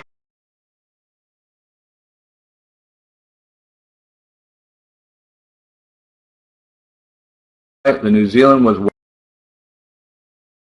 waiting. Notice what it's doing, going up. This is why the Aussie was waiting, all right, to see if they're going to turn it. What are they doing? They're going up. Everybody see that? Is everybody glad you didn't make a sell? All right. When it gets slow, Jay. Whenever we're done. I'm going to show you, if we get a chance to get out of here, I'm going to show you how we do it in just a second. I'll show you. I'll take it 500, Barry.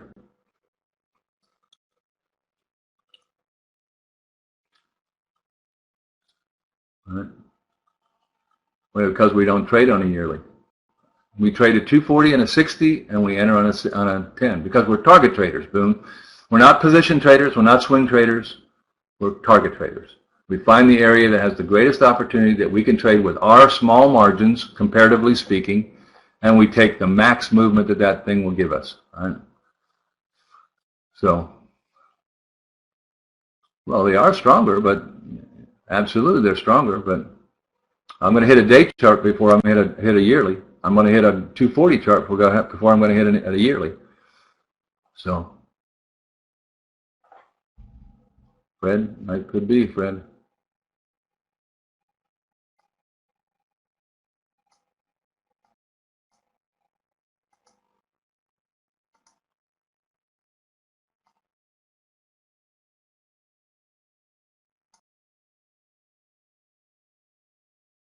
Anybody see why they're having trouble breaking this bottom? Everybody see that? This is up on the daily. All right. But everybody can see, should they break it, there's the trade right there. 100 more pips down to the downside. All right. We're working a channel here. We got this trade last night down through here, and traders averaged 60 pips on that trade right there. So traders have averaged 60 pips. We still have traders in that trade waiting for this move to the downside. Yes, it's our own charting platform, Ted. Breaking cooking. Let's go look at it.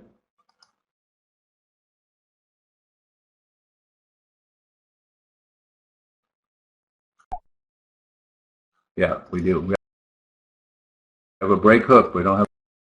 We may have a go. There's a break and a hook. Let's make these candles bigger. All right. So this is what we always wait for: the break, the hook, and now the go. All right. So let's take a look here. Do we have our gatekeeper? All right. We're not indicator junkies, but we want to trade when there's momentum. Do we have our setup here?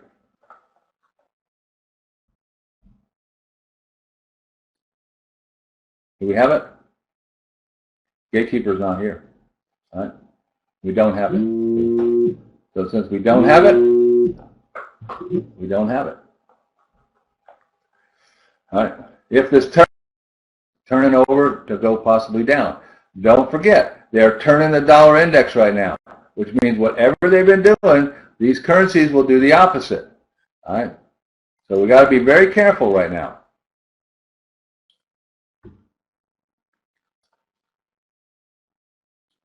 Rescission, I don't know what is rescission. Boom.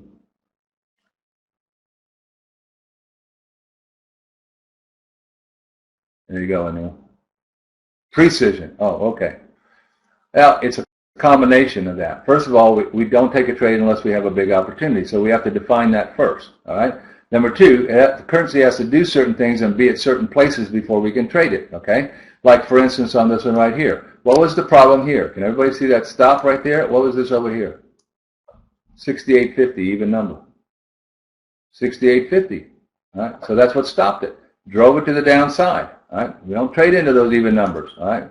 So we won't take that trade there. Now the trade, that 68.50 has been taken out. So now we can go because the option contracts have just expired at 10 o'clock. All right. So we're looking for that opportunity right there. All right. Will it happen? I don't know. I'm waiting for it to happen. I hope it happens. I hope it happens. But right now it's not here. New Zealand definitely is not happening. All right. Everybody who jumped in that trade is getting whacked right now. Why? Because they weren't disciplined. They weren't disciplined. They didn't wait for their trade to come to them. All right. Now, if it turns and goes to the downside, we're going to take it. All right.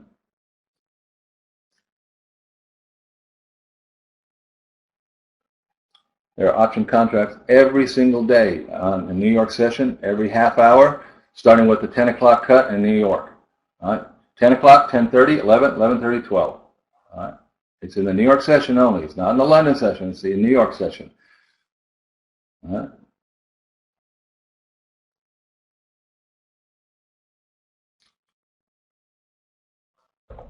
Euro Japan, we already determined that there's nothing for us unless we get a break to the upside. Are we going to the upside? We're not going to the upside. All right, see? Take it up to a 60. Let's go to a 240. And what are we in? All right. This is why it's important that you learn how to trade. All right. This is done an A, a B. The C is to the downside right here. We're in an uptrend. We do not want to be a seller in a market that's looking for buyers. All right. The market is looking for buyers. They may find them here. They may find them here. They may find them here. They may find them here. We don't know where it's going to find. So the opportunity is after they find buyers, take this single line trend line out, and then we'll get this trade right here and this one right here. All right. 1 and 2. That's what we're waiting for. Are we there yet? No. So we don't have a trade here. We'll watch it, Abdul. What we're waiting to see is if they continue pushing that dollar index to the downside. Let's go look at it again. As you can see, they're falling off of it right here pretty good, right, at the top of the trend line. So we're waiting to see if we get it. All right. Dollar Swiss is coming down, as you can see. All right. And that's a 1 minute chart. Let's go back up to 10. Let's get rid of that. All right, so at the top of the channel, we're looking for a move to the downside. Let's take this off.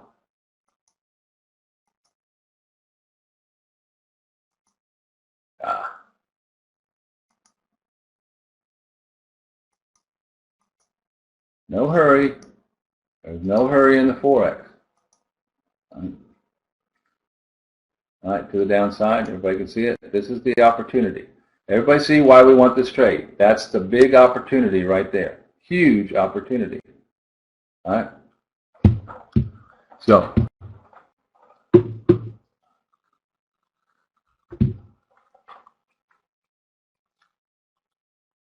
thank you, John, for that heads up.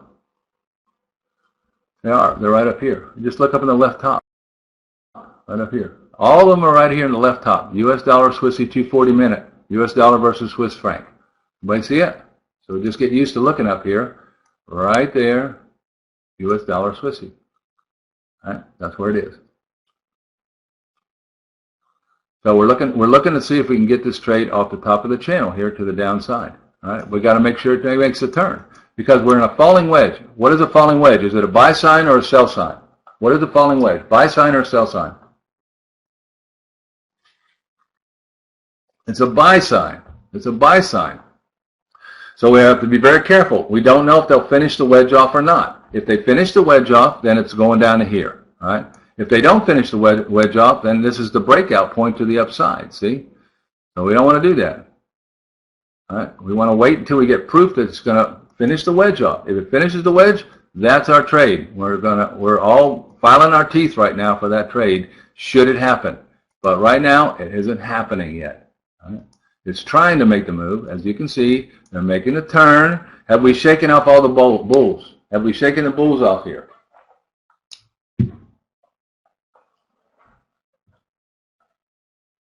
Could go the trend line exactly right, Darius. Yeah. All right. We haven't shaken the bulls out yet. So we're waiting for them to shake the bulls out. All right. What did they do? If they're going to go down, why did they go up? If they're going to go down, why did they go up? Professional sellers will not sell at the bottom. Professional sellers will sell at the top. All right.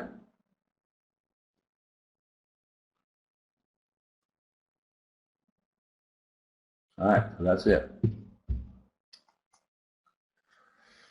So don't become an indicator junkie. Trade what the chart tells you it's going to do. Wait for it to do that and then take your trade. That means you got to wait for your trade.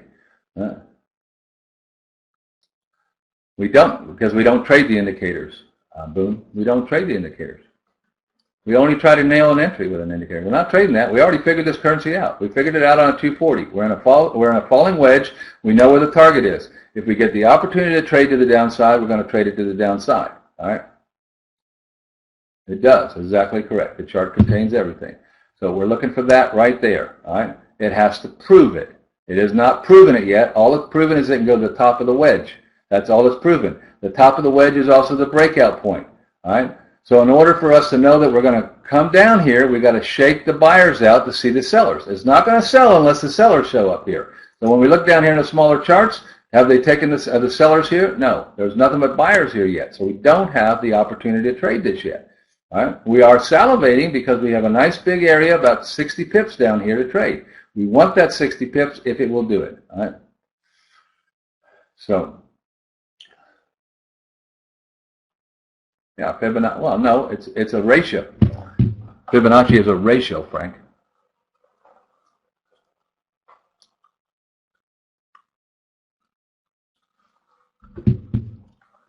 All right. We're waiting, we're waiting, we're waiting. Will the New Zealand turn over? Maybe. Will the Aussie turn over? Looking better. All right. We're looking much better here on this Aussie dollar. So, gonna break a hook and maybe we'll get to go. We're now at 59. We can't trade it into a 50, although the 50 has been taken out. 50 has been taken out. Right here, we need to be below the 50 to take the trade. All right.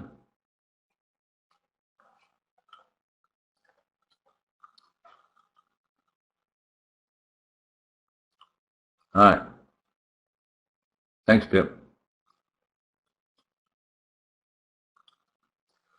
These are proprietary indicators. They're oscillators right here. These are nothing more than Heikin-Ashi charts right down here. Up in here, this is where it all happens. There are 24 indicators behind these charts watching for the momentum to come into the market. All right, that's what we're doing. This blue line is a T3 line. It's a trending indicator. A T3 is a very, very important indicator. We have broken the T3. That means we're still trying to go to the downside. All right. And you can follow that along. Just go up here to the 60-minute chart and watch how this T3 will hold the market. See, over here, it holds it up. There's the break. Once we break, we're going to the downside. See that? And down we went. The T3 is a big, big time indicator for us. We're still waiting to break here. We're going to have to be below 90.50 to take the trade on the Aussie now because we're at 59. It's eating up all this real estate, and we can't trade into a 50. It's not possible to trade into a 50. If you trade into 50, it's trading suicide. All right? I don't know the entry yet. I don't know the entry yet. I have to wait and see. I'm waiting for the real estate of the day. It is a moving average, but it's called a T3 because it's a very special moving average, David. All right. We're looking for the pound Aussie. All right. We'll see if we get a bounce here. We're waiting for the bounce. You notice the momentum is now coming back in for the bounce here. You see the green showing back up. But we have not changed this moving average to green. It isn't going up if it can't change the moving average to green. All right. All right. we're still, if we get a slowdown here, I'm going to do some charts for you. But right now we don't have a slowdown yet. All right. So Euro Aussie, you know, we're getting a bounce, not very much of one. Okay.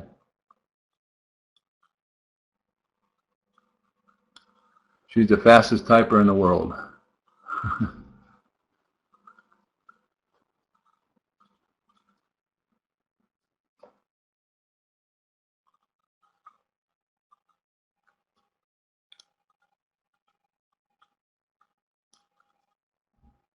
Taking the short on the Swissy. You talking about? Yeah, so Miro, and what I'm going to show you is that's why we have the lines, because the lines are where we don't trade. Where we don't have lines is where we do trade. So what's important to know, Samir? Where to trade, isn't that right? That's where we need to know where we have the opportunity. So you have to put them on, all right? Well, I'll show you how to do it in just a minute, all right?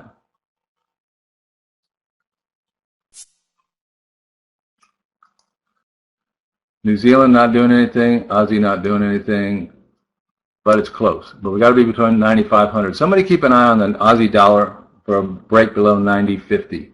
All right. In fact, I don't even need to do that. Hold on. Let me just put a line on here. I'm going to put a line on the 90.50, change it to a different color so I know it's not a PSR. And I'm going to put alert on this line.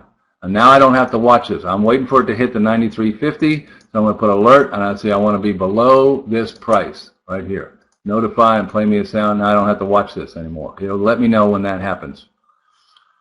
All right, let me see if I can find a currency to do, and this will help you understand what we are trying to do here. Let me find a currency that, yikes.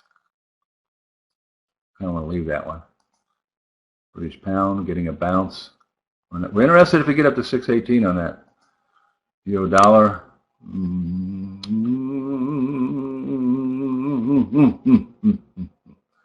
don't want to change that one yet.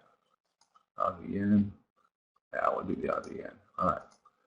So let me take everything off of here. All right. So there's what a blank screen. So pay attention, everybody who wants to know how to find the wide open spaces, because it's one of the keys to being a good trader. All right. First up, day chart. All right. At the day chart, we got to know where we are in this day chart move. All right. So I'm going to find the top. Well, that's pretty easy to see right up here. There's the top right here. All right.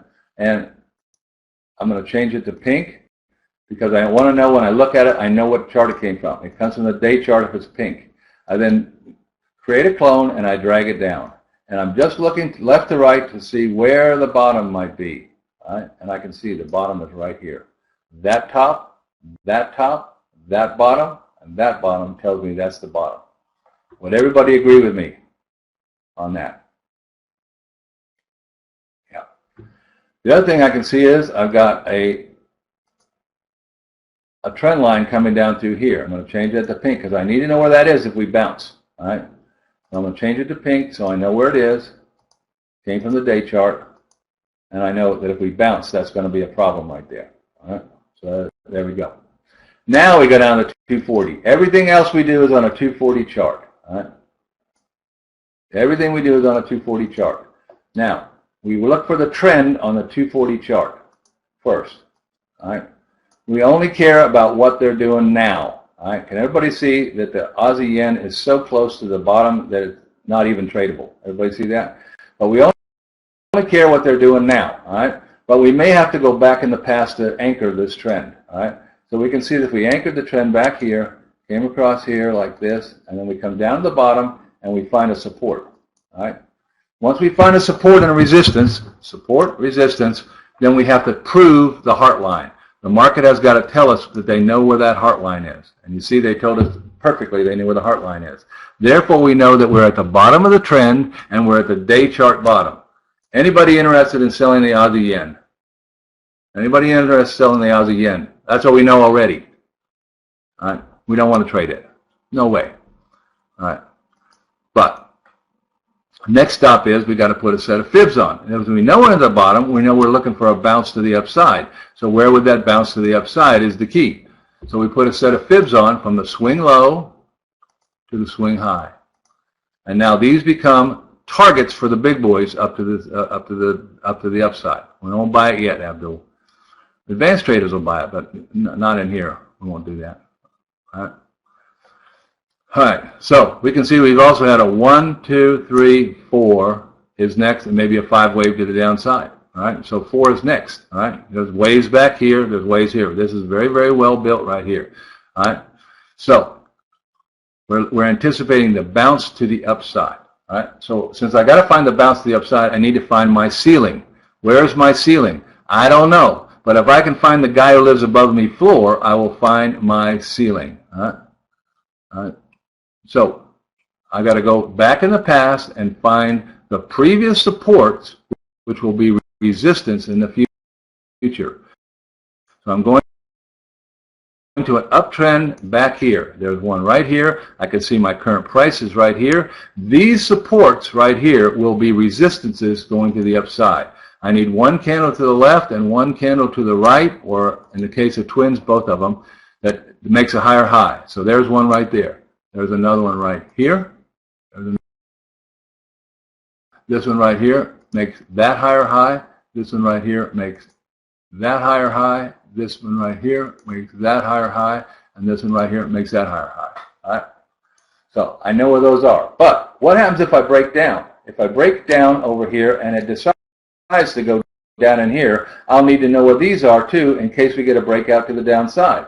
So I've got to go back and find a downtrend down in here, and I got to find a Fibonacci, a swing low, a swing high over in this area, so I'm able to do that. All right. Yeah, exactly, Pip. All right. So I'm going back and finding to see if I can find a downtrend in this area and a swing low, swing high, and here we got one right here. All right. Everybody see we got a swing low, swing high right here. A swing low and a swing high below my price. This is my price right here. You can see my price line right here. All right, so I got to put the fibs on from here, and then, all right, because they will be where we're trying to go. There's one right there. There's one right there. There's one right there. There's one right there. One right there. And one right there. All right. Put the Fibonacci on from the swing low to the swing high, and we're now semi-set to go. All right.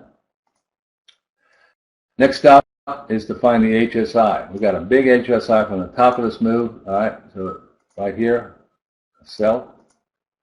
And you can see the market knew where they were. Market knows where they are. Market knows where they are. All right.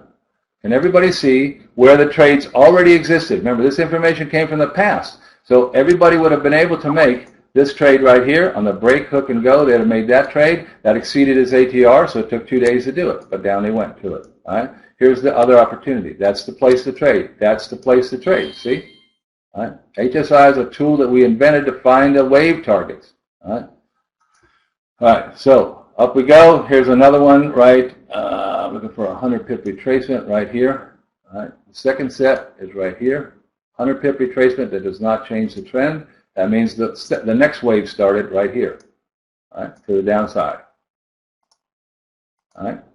Notice that they know right where these lines are, right to the targets, okay? The next one will come off this high right here. It's the last one because there are only 5 waves, all right? So we're going to look for this top here, sell. We make it black so we know it's the funeral. All right. Now, we now have lots of lines on here.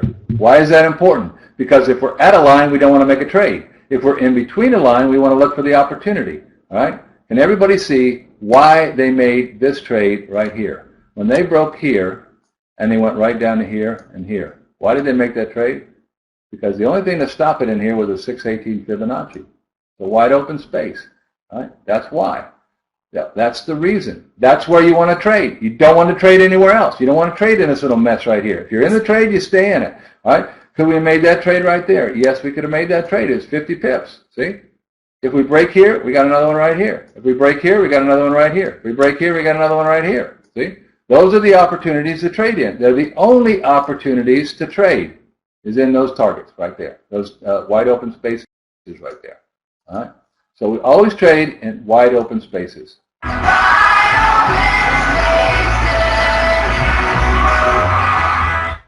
right. So we can see now we have no trade on the Aussie yen. all right, because the structure of the market tells us we're going to the upside. All right, we are prepared for the downside move if they do that. All right, we're prepared for that, but we're not ready to do that. Take it at this point. We anticipate a bounce to the upside. All right, so where would they go? What's the overwhelming fib that the market goes to? The 50%. Can we see the 50% is right here? There it is. All right. So when we come back up to here, we begin to look for a sell back to the downside. All right. Knowing full well that they could go up to the top of the trend line and turn it here, or they could break out and go to the day chart up here. All right. So that's what we do. Advanced traders will make the buy up to there. Advanced traders will. All right. So that's it. Now we know there is no trade on the Aussie yen. Walk away from it. Don't even look at it. Forget it. Walk away. All right. The trade already happened. It was here during the London session right there. That was the trade. All right. And the Aussie yen was a trade that our traders made. They made 110 pips average last night on that trade right there. All right. So, all right. Very simple. There's no rocket science in the Forex, folks. There's no rocket science. All right. The more you do it, Jeff, the easier it gets. You just keep studying it, keep putting lines in your charts, get them on, go back and test them. Did they move in that area? Did they move in that area? Did they move in that? And you can see right here, where should we have been trading? We should have been trading right here. We should have been trading right here. We should have been trading right here. And we should have been trading right here. Everybody see that? Because that information all came from the past. It was available to us here. See, it was all available to us here. This is where you trade. See that? All right. So what do? How you practice it? You practice doing your lines. If you don't know where the lines are, how to do the lines, we have to that. 6 free lessons. They're an hour long, and they will help you understand how to put the lines on, and it's free. Go do it. Last night we had a beginner's class. Okay, we have a beginner's class every single Monday night, free. All right. So that's it. So we tried to do this on MetaTrader. You can't do it on MetaTrader. It's not possible. All right. So that's why we did it. We created our own charts for that reason.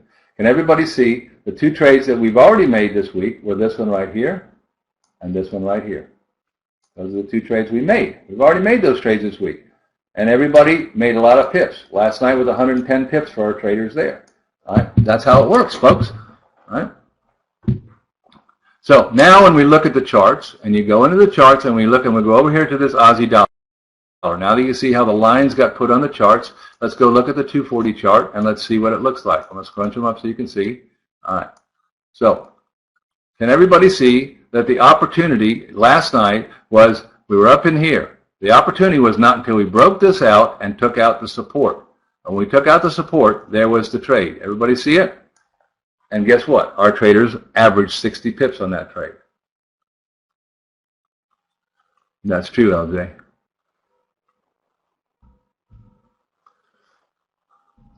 So,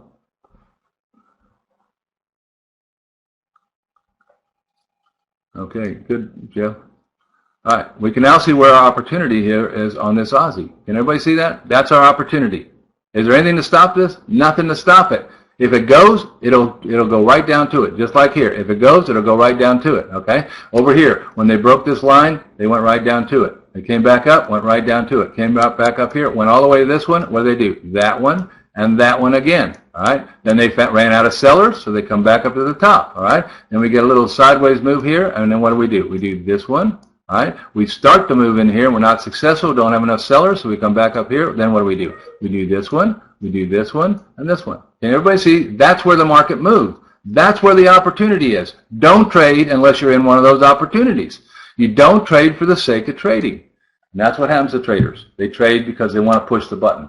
And we've been sitting here all morning trying to get a trade, and we haven't got nothing. All right, nothing. Where did we do the right thing? On this Aussie, it started to set up. Did we do the right thing by not trading it? What would be the answer to that? these are targets that have already been taken out. They were targets, and once they get taken out, we dash them so we know that they're there. See, we made the right decision. We didn't become an indicator jumpy. We didn't jump into a trade. We had a trade set up, but we didn't have a trade. Yeah. We sit on our hands until we get a trade set up and a trade. Having a trade set up is great, but that doesn't mean you push the button at all. That just means look. All right. Same thing over here in the Aussie. All right. Now we're waiting for this trade to happen. All right. Will it happen? I don't know. I don't know. But did we make the right decision not to make the trade? Yes, we did. Did we have a trade set up? Yes. Did we have a trade? We had one, but it couldn't go anywhere and pulled back up. We were waiting for a break, a hook, and a go. We got the break. That's the breakdown. We got the go. That's the move up. But we never, a hook, but we never got the go. We're in position now for the go. If we get the go, we'll trade it down. We'll move our stop. All right. If the Aussie breaks 90.50, depends on the time of day. If it's 3 o'clock this afternoon, you walk away from it. If it's 4:30 or 5 o'clock this afternoon, you're looking for it because that's the Sydney Open. All right. Yeah, I don't know. It's below 90.50. I don't know what it is yet. I can't tell you what the entry is. I don't know what the real estate looks like. All right. I don't know what it is. I just know I got to be below 90.50 to take it. Now I got to be below 90.44 because there's a bottom here. What are they going to have to do here? This is the place where they ran out of sellers before. So what are they going to have to do? Prove they have more sellers than in this market and break that, then they'll hook back up and then they'll go. Everybody see that? So there's no trade below 9 until you get below 90.44. Huh? We don't know what the real estate is yet, Bryce. All right, but right now the stop would be above here, 5 to 7 pips on an odd number. It would be at 73, 90.73. All right, so this would be our risk. This would be our reward. And the decision to make a trade is whether we have risk and reward. We won't make a trade because I got a trade set up. It has to also have risk and reward. All right. All right. So there we go. No, Scott. In fact, it's not even Casey's group at this point in time. They're just heading it up right now. All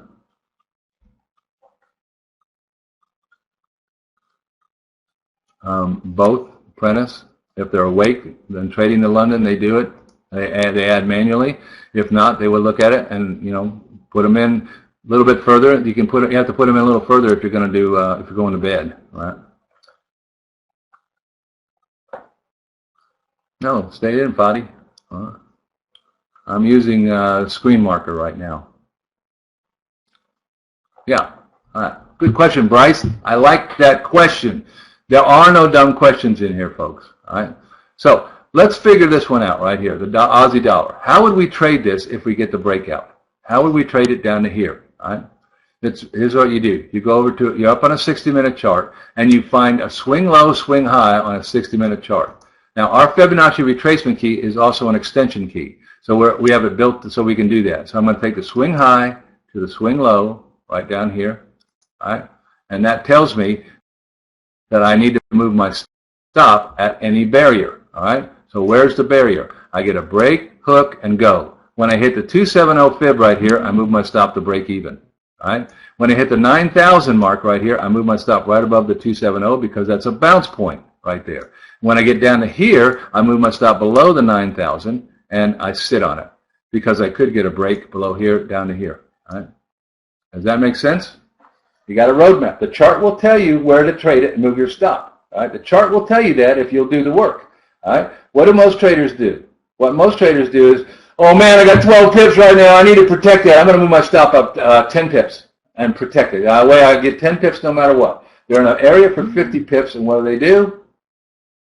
They get stopped out for 10 pips, and then the currency turns and goes 50, and they missed the whole thing. All right. The ATR is taken into account on every trade. We know what it is on every single trade. Elvis, you're funny. 2% max, AJ, per trade. Now, once you get the trade to break even, your 2% is available to you again.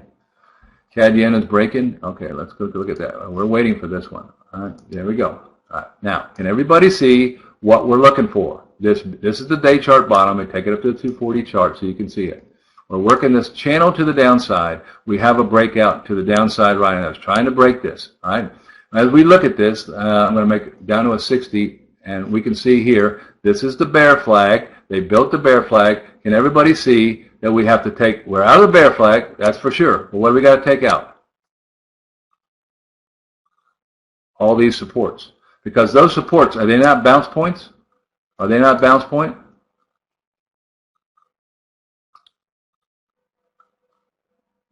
Yes. But if we take them out, what's our opportunity? Right there. See?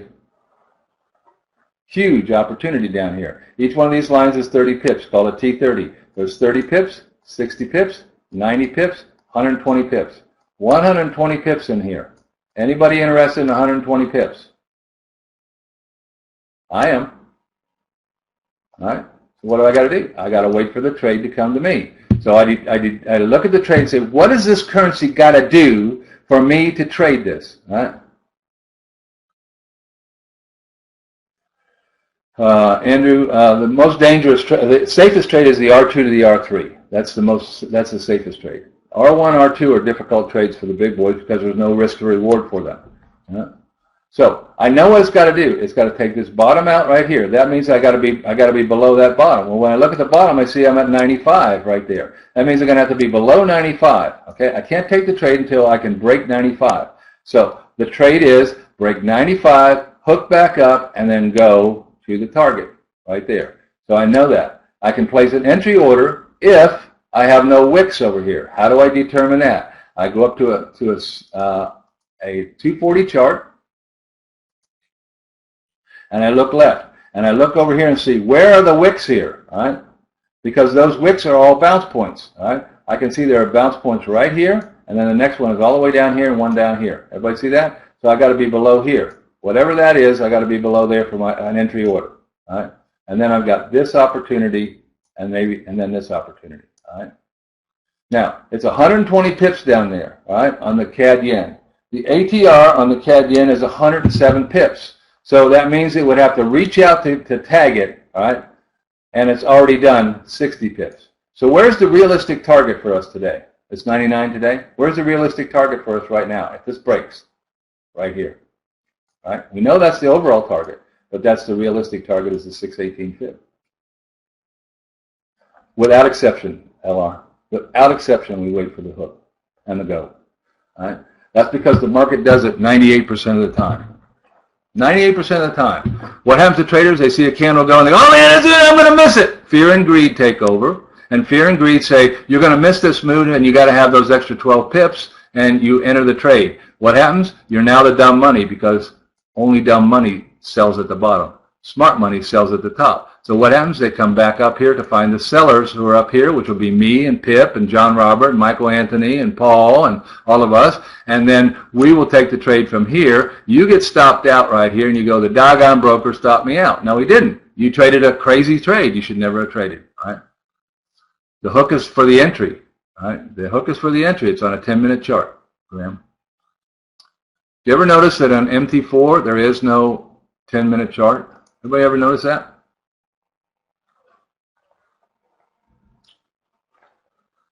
Why? Because the 10-minute chart gives the least amount of false positives. The least amount of false positives on a 10-minute chart.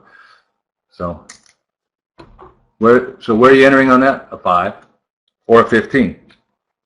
15's too late, 5's too early. Yeah, you can change it, but 99% of traders don't bother with that. Right? Yeah, Al. But it doesn't come stock that way. It doesn't come stock that way.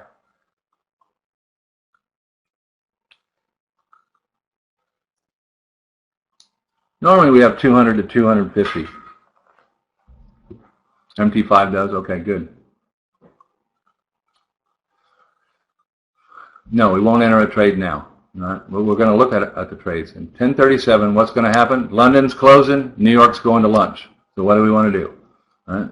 Why do we have two sets of fibs on this chart? Because we need two sets of fibs because we need a roadmap down here. All right? So we needed a roadmap down here to know where to move our stop. So we got the big fibs right here, which tells us where the big boys' targets are. And then we have the little ones that tells if we break in here, where we're going to move our stop. I just did this on that last chart, okay? When we break here, all right, we're going to move our stop here at the 270. We're going to move our stop at the 618. We're going to move our stop here at the 9450 with the confluence of this bottom and this 382 right here, all right? If we break here, we're going to double our position down to 9388, all right? So we got 60 pips left. All right. Everybody see how the trade is clear as a bell right there. Clear as a bell what you got to do. Why? It's a wide open space. How do you find the wide open space? You got to put the lines on the chart. Yeah, but there's a lot of lines on here, man. Yes, there's a lot of lines, but you better know where they are. That's it.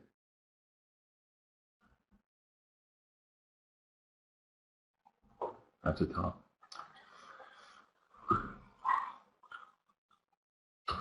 There is no indicator we post a link for. All right, these are our charts, standalone charts.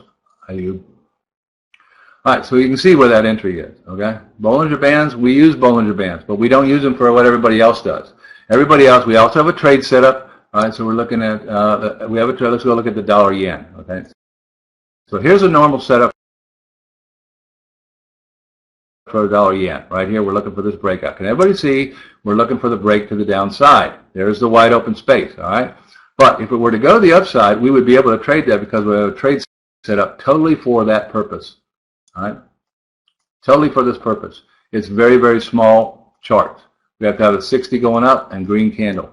We have the 3 minutes going up. We've got to have the 7 minute going up. We've got to have the 30 minute going up. And we got to have arrow and painted candle, which tells us momentum's here to drive it. We don't have that at all. But we could trade it on a 6 aces. If we're ranging or reversing, we have this trade set up to do that. Okay. All right, we got to be below 90.50. There's nothing new. We're at 90.54. All right, I got an alert on it, so it's got to be below that 90.54. Euro Aussie. I got a larger in here, so we'll notice it. I'll go to Euro Aussie.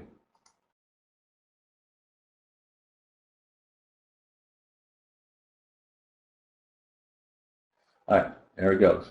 That's what we've been waiting for all morning. If you're getting up early to trade the New York market, go to bed. Thank you, LJ. 90.44. You're correct. Thank you.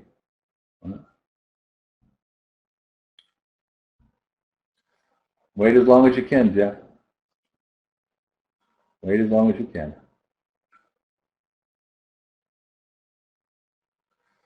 All right.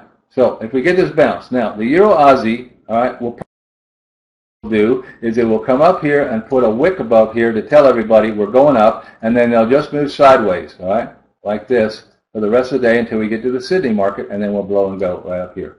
All right? And I explain the colors to Brent. Okay, which colors do you want? Okay, so the pink lines right here. The pink line here comes from the day chart. All right, the red and green are moving averages. Let me go to a plain chart so you can see them without anything on it. Just plain. All right, move all the tools.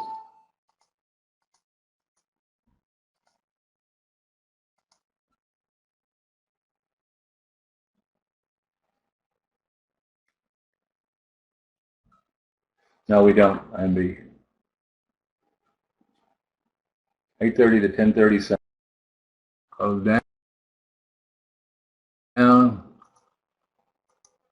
the show. Come back up with charts. Sorry. All right. So where was I at? All right.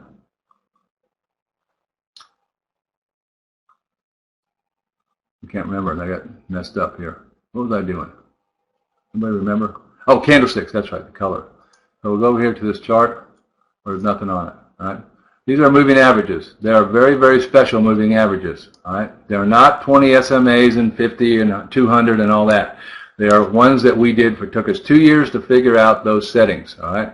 But once we figured out those settings, what we now know is that as long as we're below both this red line comes from the 240 world. It's literally the trend on the 240 world. This 60-minute one right here, the green one, is faster, all right, because it comes from the 60-minute. It's 4 times faster than that one right there, all right? If we're below both of these moving averages, we have more sellers than buyers. If we're above both moving averages, like over here, we have more buyers than sellers, more buyers than sellers, all right? So, yeah. And so we know that if we're above both moving averages, we have more buyers than sellers. We're going to want to be a buyer. If we're below them, we're going to want to be a seller. What happens when we're in between them? When we're in between them, we're in no man's land, and this is where most people lose their money, is in between the moving averages right here. That's where they lose their money. So we wait to come out of there, right? And you can see the market knows exactly what to do when it comes out, right? So it comes out right here. Here's where, right here. Here it comes out right here on the moving average. It breaks, it hooks, and then it goes. Everybody see that? A break, hook, and go to the moving average. What happened here? All right? They broke, they hooked, they tried to go. Were not successful. They hooked again, and this time they went down. All right? That's a secret. We don't give those away. It took us 2 years to find them, Lori. We're not giving them to you. Sorry. So the best way is to go to the beginners page, Mick, on our website. Pip will post that link for you, and start watching the videos at the bottom. There are 6 free lessons. The yellow line is just the Donchin channel telling us where the top and the bottom. This line right here, it shouldn't even be here. I just didn't take it off. That's all. It's just a line there. All right.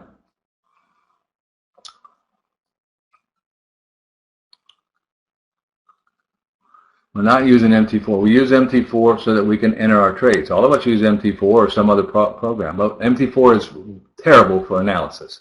It's horrible for analysis. So because it's horrible for analysis, we don't use them for that.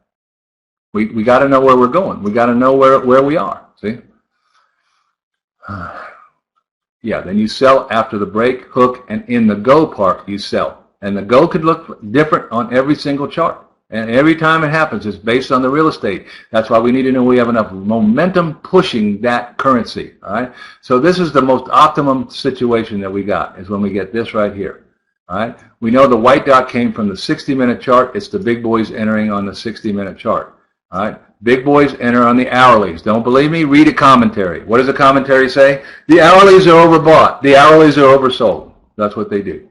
KID on his phone. It's too late in the session to take a trade, folks. All right, just too dangerous right now. Now, advanced traders might take this trade. All right, remember, we got to be below 9,500. All right, so they're testing. All right, so what would they do? All right, if they want to do this trade tonight in the Asian session, right down here, if they want to do this trade in the Asian session, what do they got to do here? They got to pop a wick down just below here to say, boys, we're going to the downside. This is the telegraph system. All right, the 10 bankers who run this market are not calling each other on the phone. All right, what they're doing, that's the real estate right there. That's real estate. What is the area I have to work with? What's the barriers inside this piece of property right here? See that? That's what it is. All right. That's correct. That's right, Jeff. All right, so this is the area we want to be in. That's the real estate of the day. All right. What's the problem with the real estate of the day right now? Time of day is against us. All right. The London is going to close in 14 minutes, or is already closed, and New York they're going to go to lunch. All right. So we don't want to make trades this late. If we're already in trades and we're there, our only goal is to get the break even so that we stay through all the way to here. All right. Now we looked for trades all morning this morning and we didn't get one. All right. Is that okay? It's absolutely fine, because as we look back and see what the market did, we now realize what's going on.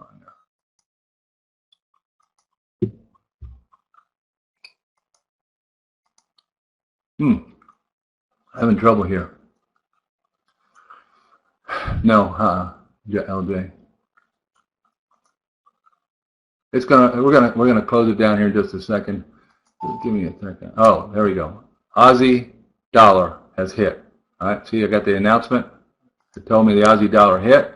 I go over here to the Aussie dollar. Don't activate, and now we know we have hit. We're now below this line. All right. So I can remove this now. I'm below this line. This is what we waited for all morning. was the break below here. What's wrong with this trade right now? Everybody tell me what's wrong with this trade right now.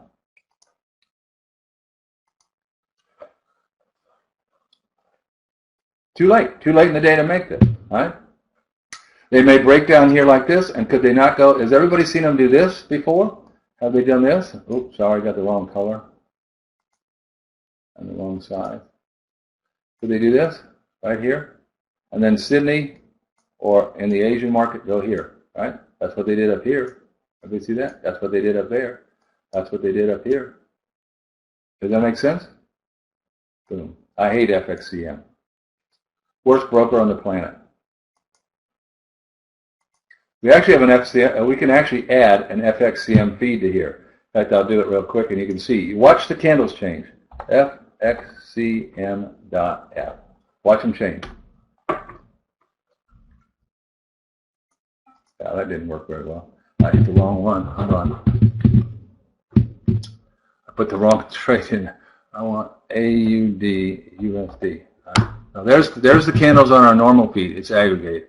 All right. I'm going to change it AUD USD.F, which is FXCM's feed. Watch the candles change. See them change? It's a different feed. All right. IBFX is good. FXDD is our favorite. All right.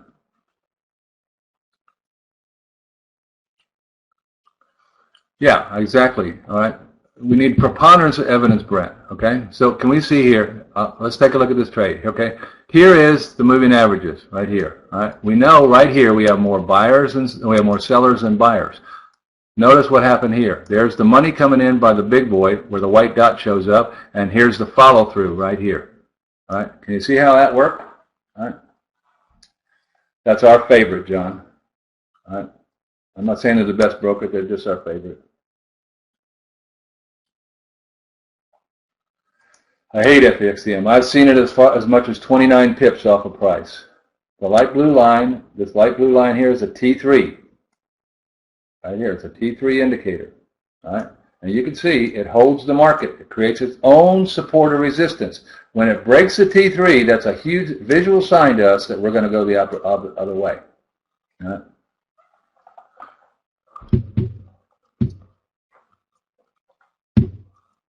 Well, I rest my case, Jeff. Right? I rest my case on that. No, you won't see it on the 60-minute because this is all right here. When you're looking at this chart, let me take it down to a 10-minute chart. Okay. When we're looking at this chart right here, all right, this is a 10-minute chart. In reality, it's not. The only thing on this chart that comes from the 10-minute world are the candles. Nothing else on this chart comes from the 10-minute world. This is a 60-minute MACD. That's a 60-minute moving average. That's a 240 moving average. That little moving average right there is a 30-minute moving average. That's a T3 from the 30-minute right there. All right? So the only thing that comes from the 10-minute world is the candles themselves. That's it. And that's because we're trying to nail entries. If we're looking for a trade, we want to nail the entry. We want to see momentum in the market in the right direction. All right? So here, we had momentum in the right direction. Everything was fine, but they ran out of sellers. Why did they run out of sellers? Because of the 90-50, even number in option contracts on the New York session. In the London session, they could care less about the 90-50. They'd have just gone, right? Because the 90-50 doesn't affect the London market. So a T3 is a very special indicator, Ron. You can go put one on your charts, but the setting we use is what makes the difference in here. All right? It's a very, very powerful thing. That's correct. Well, it's not just that all the indicators need to be in favor. We have to have the right setup, okay? But the most important thing is we have to be in a wide open space because the big boys won't make a trade outside of the wide open space. They're not going to make a trade. If they're in a space that is not a wide open space, they will move it the opposite way so they can find more sellers to break into the wide open space, as you see right here, all right? So here's a great example of that, okay? They bottomed out right here, all right? They bottomed out. What did they do? They went the opposite way. Why? Because they needed to go find sellers. Here are the sellers sitting up here where this is. The sellers came in and down they go. All right. Now, this is the wide open space. The problem we got is time of day. If this had happened at 8:30 this morning, we'd already be down here. Just like what happened in the pound dollar. We can look at the pound dollar and you'll see exactly that happened. All right. Pound dollar We had already identified the trade this morning before it happened. We identified this trade and we said we're going to be in this trade if we can break to below the 618. There's my arrow from there. All right. All right. Our trade was to this blue line. At that time, the blue line was solid. All right, look like this. It's now been hit, so we make it dash, so we know it's no longer a target. All right. So that would have been our trade on the break here. What was the problem with the trade? They just ran it in 2 candles. They never slowed down. They ran it in 2 candles all the way to the target. All right. Can't get into a trade like that. If it pops and comes back up, if it breaks like right here, and the next candle went up like that and turned, we could make that trade. But it didn't do that. They went 1, 2 candles right straight down. See that? So that's why. You want to trade only in wide open spaces. But we identified this target this morning as our target if we could get that trade. Well, we didn't get the trade, all right? But it still hit the target. All right? Right now we're trying to get down to the S5. That's the target. Can we make this trade? We know where it's going. Can we make the trade? No, there's no risk for reward. No, Sean, we don't wait for our stop to get hit. First of all, we rarely make a trade that's going to get hit. We've only had 41 losses for the whole year. 41 total for the whole year. So we don't have any losses. So we manage it based on where is it going up. If they run out of sellers, and they start moving up, we pop a set of fibs and say, where's the most opportune place for them to turn this currency? All right? And then we'll put our stop above that. That's experience. You don't learn to do that just because it's different on every single trade. All right? So look at the CAD. All right? Dollar CAD, we're waiting for the bounce. We're getting a bounce. As you can see, we're waiting for the bounce here, up through here. All right? Now, everybody knows how all these lines got on. A lot of lines. All right? Very lot of lines. Let's take it to a 60 where it becomes easy. I'm a 360. Let me take it down to a 60-minute chart. All right? So we've been anticipating this breakout. We now have a breakout. So we have a break. Do we have a hook and a go yet? Do we have a hook and a go? We have a break, up. We don't have a go. Hook, back down, and then we need a go. When we get the go, if we've already taken, everybody see we've taken this target out. It's gone. All right, so it's no longer a target. They already took it out. It was the first target to hit. They hit it exactly. So now I'll take this off and change it to a dash. So I know it's no longer the problem. Now I know where my next trade is. It's up to the S2 from wherever I get this break, hook, and go. Everybody see that? The next target is right here. The next target is a place to move our stop because it's a fib. All right. What do you need, Jacqueline? I got 500 coming in, so 500 questions coming in. I can't answer them all. They scroll off my page before I get to it. I don't even see it because it scrolls off the chat before I see it. So I finally saw yours. So please answer them. Ask it again.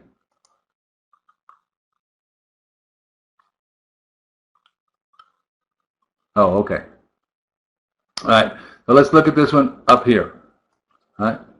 So we can all see on this chart that our first trade, now that this target's out, our next trade would be here, and then up to here, and then up to here, and then up to here. This is where we will look for the overall target here because we have 2 HSIs here, and we got a 618 fib, all in this area. That's called a resistance cluster, right at the 10400 number, an even number.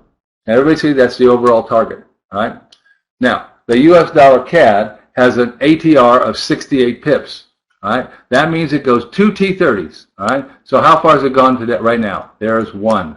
So it's gone 30. The next one would be here. That's 60 pips. All right, so the reasonable target for us is not up here yet. That will be tonight's trade. All this is tonight's trade. The reasonable target is when it pulls back down to here and we'll take the trade up to here. That's a reasonable target for today. All right, so there. All right.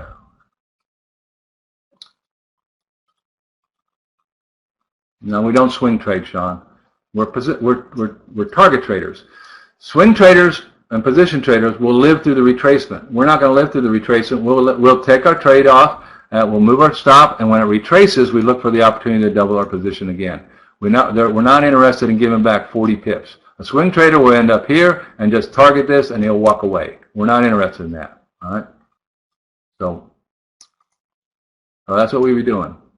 All right. So I'm going to back out for a second here. All right. We've been going 2 hours and 37 minutes. All right. And now I'm going to come back in, and we're going to do a session recap.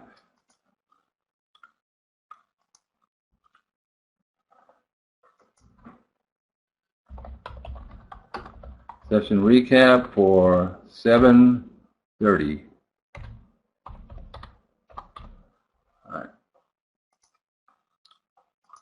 All right. So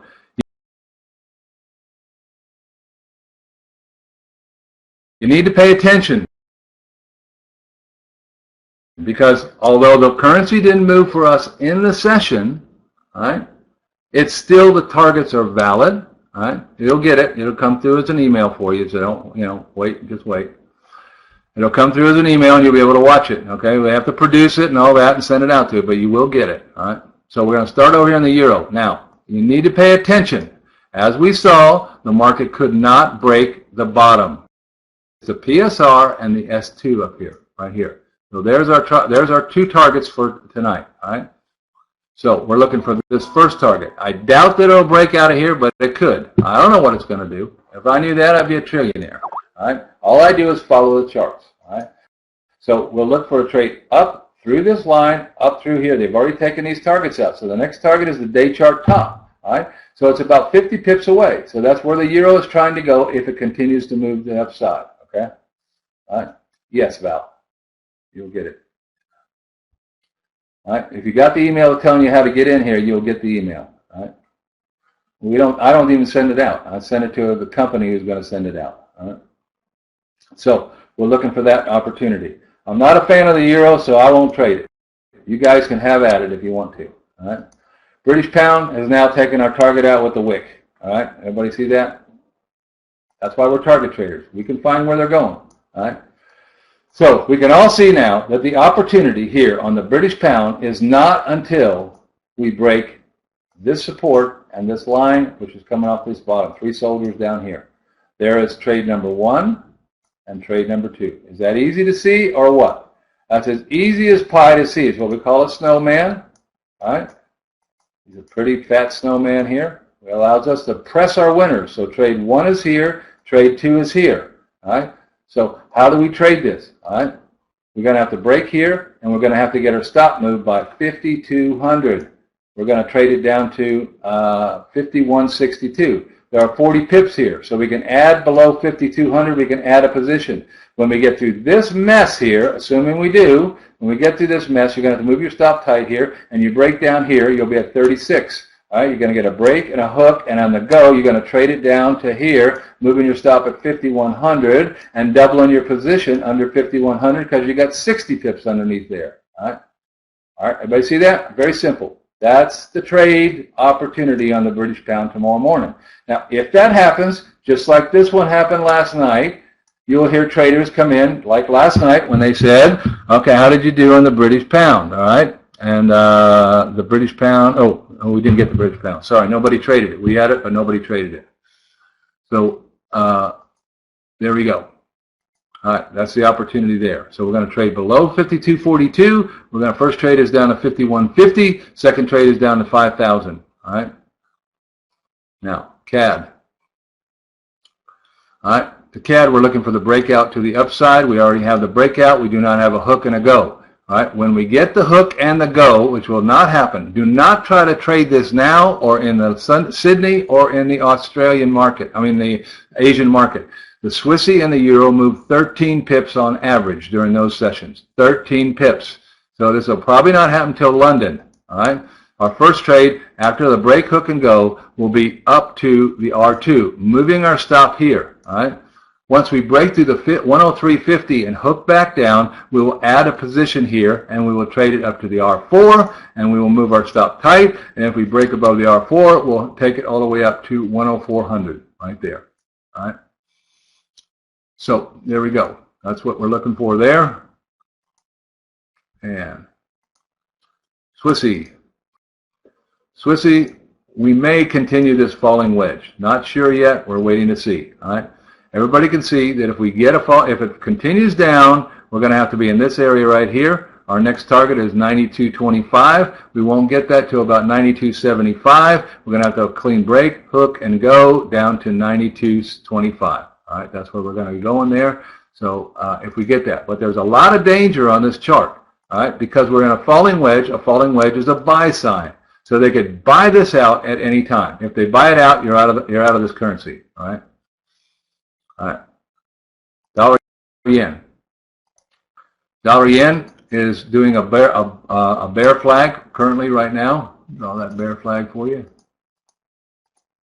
Doing a bear flag, a break of the bear flag, and the break of the support right down here, and our trade is below 97.66. Get a break hook, and you got to get a go up here at 66 because you're only 16 pips above the 97.50. You're going to trade it down to here below the 97.50. You're going to add a position, and you're going to move your stop tight at 97.03, and that's probably the end of it on the dollar yen. All right, and then we'll see it bounce. All right, so that's the possibility. Today we could still work this bear flag up to the top here. If we find sellers up here, you'll get this trade also. All right. So if we do a bear flag up to 95.80, 98.59, 60 area, we'll be looking for a sell off of that all the way to there. These targets have already been taken out here. They're no longer targets. That means this is the big wide open space right here. So interested in that trade. Let me put a little arrow on here. I'm interested right up here on a move up to the top. And I'm interested in the bear flag break down below here. I'm interested in the trade below 97.50. All right, that's what we're looking at. Aussie dollar. Aussie dollar has pulled down below the bear flag. It's now doing. We'll probably see another bear flag today because it'll wait till Sydney to go. Sydney has a great opportunity here. Let's go up to the 240 and see what we got. All right, and we can see lots of bottoms here. All these bottoms are giving a problem. That's why it's having trouble breaking. Bottom here, bottom here, bottom here. All right, so it's having trouble breaking. But if it does break, we're looking to come down to the S8, which is at 98.79. All right, we'll move our stop at 90.11, move our stop again at 9,000, and we'll hang in to 98.79 on the break of this right here. Most likely, they will build a bear flag today. All right, they do need to square this up. So up here is where they'll be squaring it up at the bottom of here. So if they build a bear flag all the way to here, we're going to look for sellers to come in here. If that occurs, then this becomes your trade. All right. So there we go. All right. So I'm going to be interested right up here, and then I'm going to be interested on the bear flag break, and I'm going to be interested below 90.50. All right. I don't know what that real estate is going to look like. That's the area to look for. I don't know what it's going to look like at the time. I'm just anticipating the market. That's our job as traders, is to anticipate the market. All right. When you anticipate the market, then you can figure out where your trade is. Never go in the market looking for a trade. Always go looking for the structure of the market, and your trade will become evident. A good example is this one right here. All right. We've had an A, B. We need a C to here. All right. If we get down to here, we're looking for the bounce. Once we break out of here, can everybody see that's our trade opportunity there? All right. All right, thank you, Colin. All right. No, some of these are long, some are short. I'm telling you where they go. I'm drawing arrows to tell you it's a long right there. We don't take the short down here because why? We're in a day chart uptrend. We don't know. They're looking for buyers. Where will they find the buyers? If they can't find enough buyers to break this here, they're coming down to here. There will be buyers waiting for this at the bottom of the day chart. We wait for that to happen, wait for it to come out of the single line trend line, and there's our first trade. And there's our second trade bisected by this PSR right here.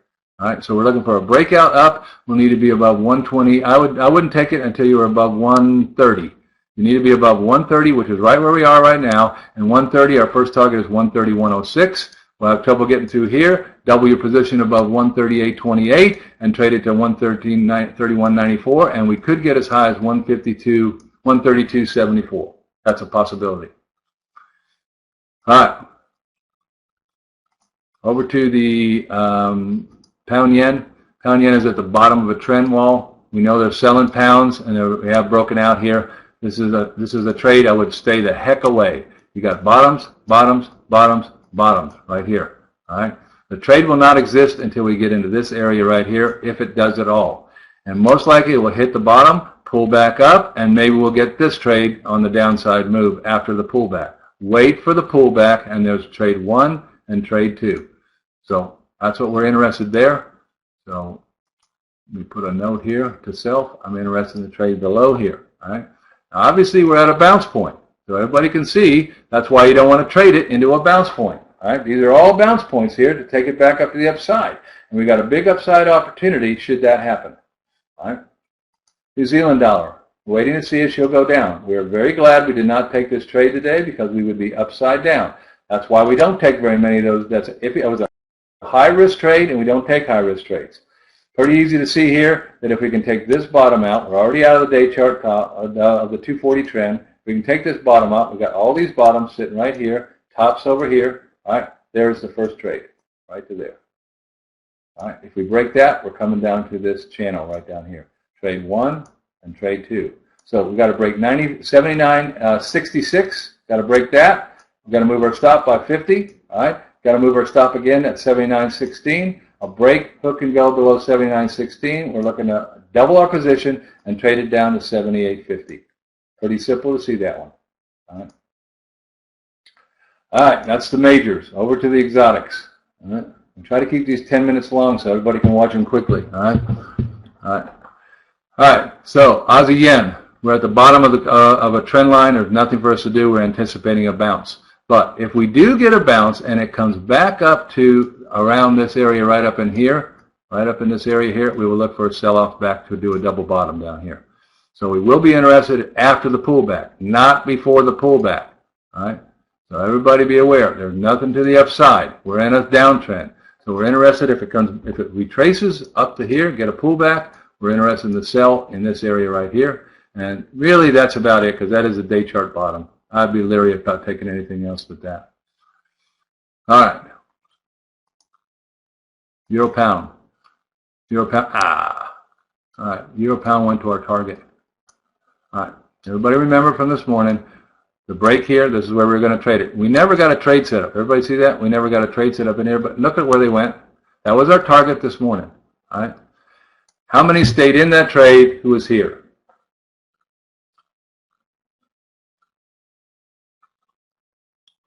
I don't know the link, JJ. You'll get an email with it. All right, Tim, Phil, Ron, John Robert, 52 still in. Okay, nice job, everybody. Way to go. Still in ×3. Nice job, Rob. Way to go. All right, 62, Tom. Nice job. All right, 62, Phil. Nice job, John. Yeah, great. Way to go, boys and girls. All right. So these were our two opportunities. We identified them yesterday. These are my arrows from yesterday saying you want to take this trade and this trade. This is trade 1, trade 2. Now you can see why we're target traders. We know where the market's trying to go. The next target is up here, right here. All right. So traders should be moving their stop and staying in to see if we can get that right there. Now, when you pull all of that out, it's going to be 100 pips, but it pays $1.53. All right. Phil, it's always the same. The last support or resistance plus 5 to 7 pips on an arrow on an odd number that ends in a 3 or a 7. All right. I don't know what that is yet. We don't have. It's when you get the entry. That's what your stop will be. All right. So this is right now. It's in a 2-day trade. Well, it doesn't matter. We traded this one yesterday. We did this one today. See, that's 2 days. All right. As long as it keeps going. How long can you stay in a trade that goes your way? As long as it keeps going my way. If it pulls back down, we'll get stopped out and we'll wait for the next opportunity. All right. That's how we do it. That's how we get lots of pips. That's why we don't trade for 5-day pips. We will never trade, ever, for 5, 8, 10, 12, 15, 20 pips. Never. We don't even look at them unless we got 30 pips or more. All right. Euro Aussie, we're looking for the bounce up here. All right. We got a 90 pip trade up here, folks. More than likely, they're going to go sideways. All right. They'll go sideways until the Sydney market today. All right. So when Sydney opens, you're going to look for this trade right here. This is what we call a pole. All right. You can see it's a flag rolling here. Whatever it did over here is what it should do here. That means we should end up in this area. So our first target will be 47.35. Our second target will be 47.76. What do we need? A break, a hook, and a go out of the rectangle. All right.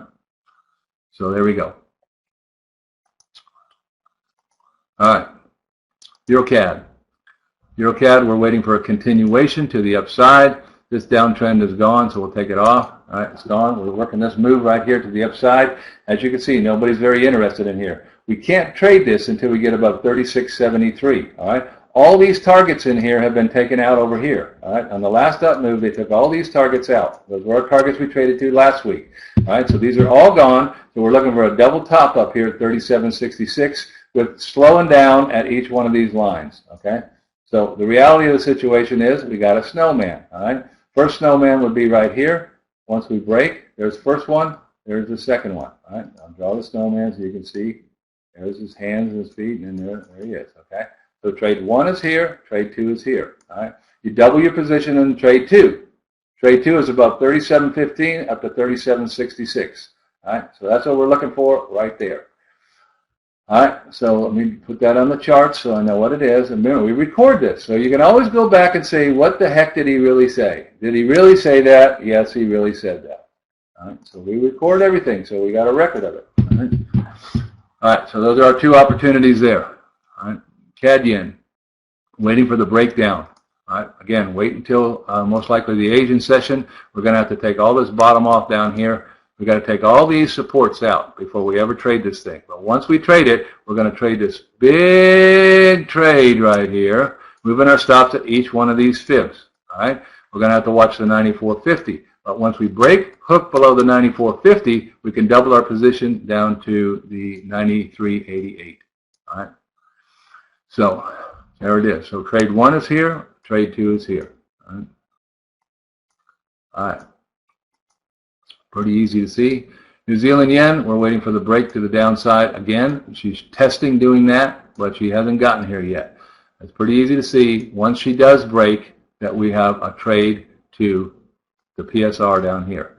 It's 90 pips away there. So a break of 7,800, you can't trade into a 7,800, but a break of 7,800, you're going down to 77.50. All right, so 7,800, 77, just 50 pips will be left in that trade. But we would be interested in those 50 pips if it happens at the right time of day and looks good. All right, it's not a very big trade, it's a lousy little trade, but if it's perfect, we'll take it. All right, so put it below 7805, 7,800. Pound New Zealand, all right? Every time, yes, you're looking for a break hook and go. It does it 98% of the time, all right? 98% of the time, so there's no reason not to do it.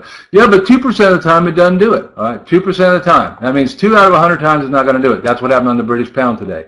We can't jump into the bottom of a trade, all right? Yes, Tim, it will be emailed to you, all right? All right. British pound New Zealand, we're waiting to see if we get the breakout to the north, okay? If we get to the breakout to the north, we're headed right into consolidation. Right here is consolidation, so we'll consolidate over here. So our trade is right here. That's all we got right there. So a break, we got it. A hook, we got it. We're looking for the go. When we get the go, we're looking to go up to 92.52 from 91.33. All right, pretty easy to see that one, but then it's going to be going right into consolidation, so it'll be difficult to make that trade. So we'll flip this back over to the upside, all right, and see if she makes that trade. Silver, for those of you who can trade it, we're waiting to get out of this bear flag. If we can break out of this bear flag to the upside, we're looking at a trade up to 21.12. All right, we're going to run into the day chart target before then. So it's silver moves about 50 pips a day, so that's it. Where's the entry? I don't know. I can't tell you what it is. It's a go. What does it look like at the time? It has to do with what it is at the time, Mike. There's no such thing as what is it? What is it? It's what is it doing now? Is it moving? Is it bright green? And is money coming into it? If that's happening, then we take it. If it isn't, then we don't. All right. All right. So that's what we're looking for. All right. Dollar index. What are they doing? They're pulling back off of this trend, but they're not convincing me yet that they're done with the move to the upside. All right.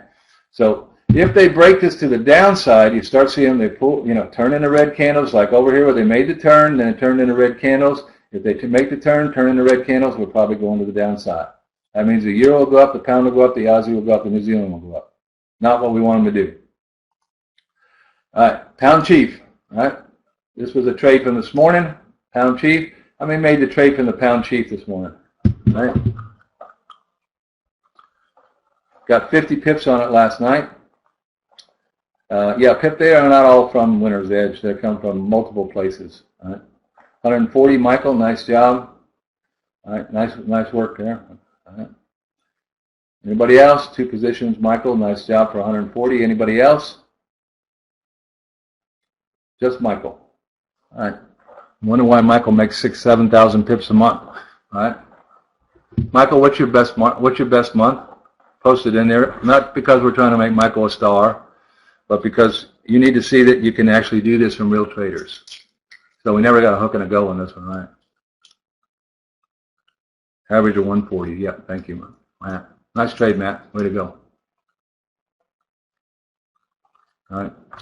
So, yeah, no hook and go on this one. All right, so Michael was in from last night. It was a break of this bottom last night. We talked about it yesterday. It was actually a trade from yesterday. So the average trader did 50 pips on it. Michael got 140. So nice job. All right. All right. Now, Michael Anthony's best month is 5,976 pips. Michael's been with us 13 months. Oh, that was John Roberts. Sorry. John Robert. Okay. All right. All right, so we're right here at the day chart bottom. What do we got left? Nothing. All right, we're done. This was the, can everybody see why this was the opportunity? Is that not the wide open space? That's why the big boys took it. When they get an opportunity like that, they're going to take it. If we can find that opportunity ahead of time, we will be ready to go. Now you have to go to our website. Just go to our website for the chart. But why get the charts yet? Everybody wants to get the charts too quickly. Now you got to try to learn 2 things. Brand new software and new methodology. That's not smart. Spend a couple of days getting your head wrapped around the methodology, and then you say, okay, I'm getting the hang of this. I'm ready to go. I think I can do it. Wait, just like trading. All right, nowhere to go on that pound Aussie. All right, pound New Zealand, pound New Zealand, I should say. On the pound Aussie, we're working a channel to the top, and everybody has been with me all week. This was our trade up to the top. All right, everybody remember that? This is where we're going to trade up to this day chart top. Where do we get to?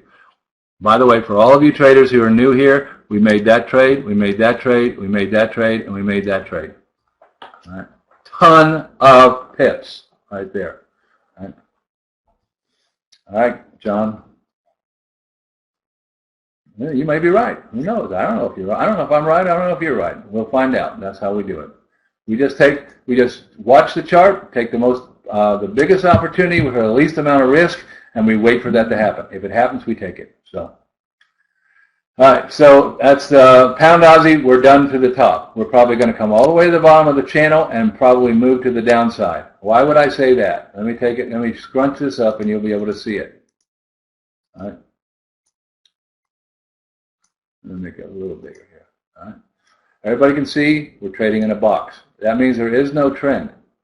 We're trading a box. All right. So what do they do when they trade a box? They trade it to the upside. When they get to the upside, they trade it to the downside. When they get to the downside, they trade it to the upside. So what's next? Back to the downside. So that's what we'll do. All right. In fact, the vast majority of our trades will appear after the session. Why? We'll identify them here, but we can't make them move in our session. It depends on what size your account, John. If you traded minis, it'd be 4,000 dimes. If you traded, $4,000. Right?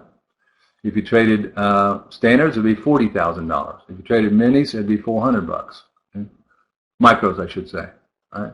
So we're looking for this to come to the downside. So there's nothing for us to do. We've topped out. We're waiting for the break of this flag, this channel out to the downside. And when that happens, which will probably could happen tonight, but I'm not looking for it to happen tonight.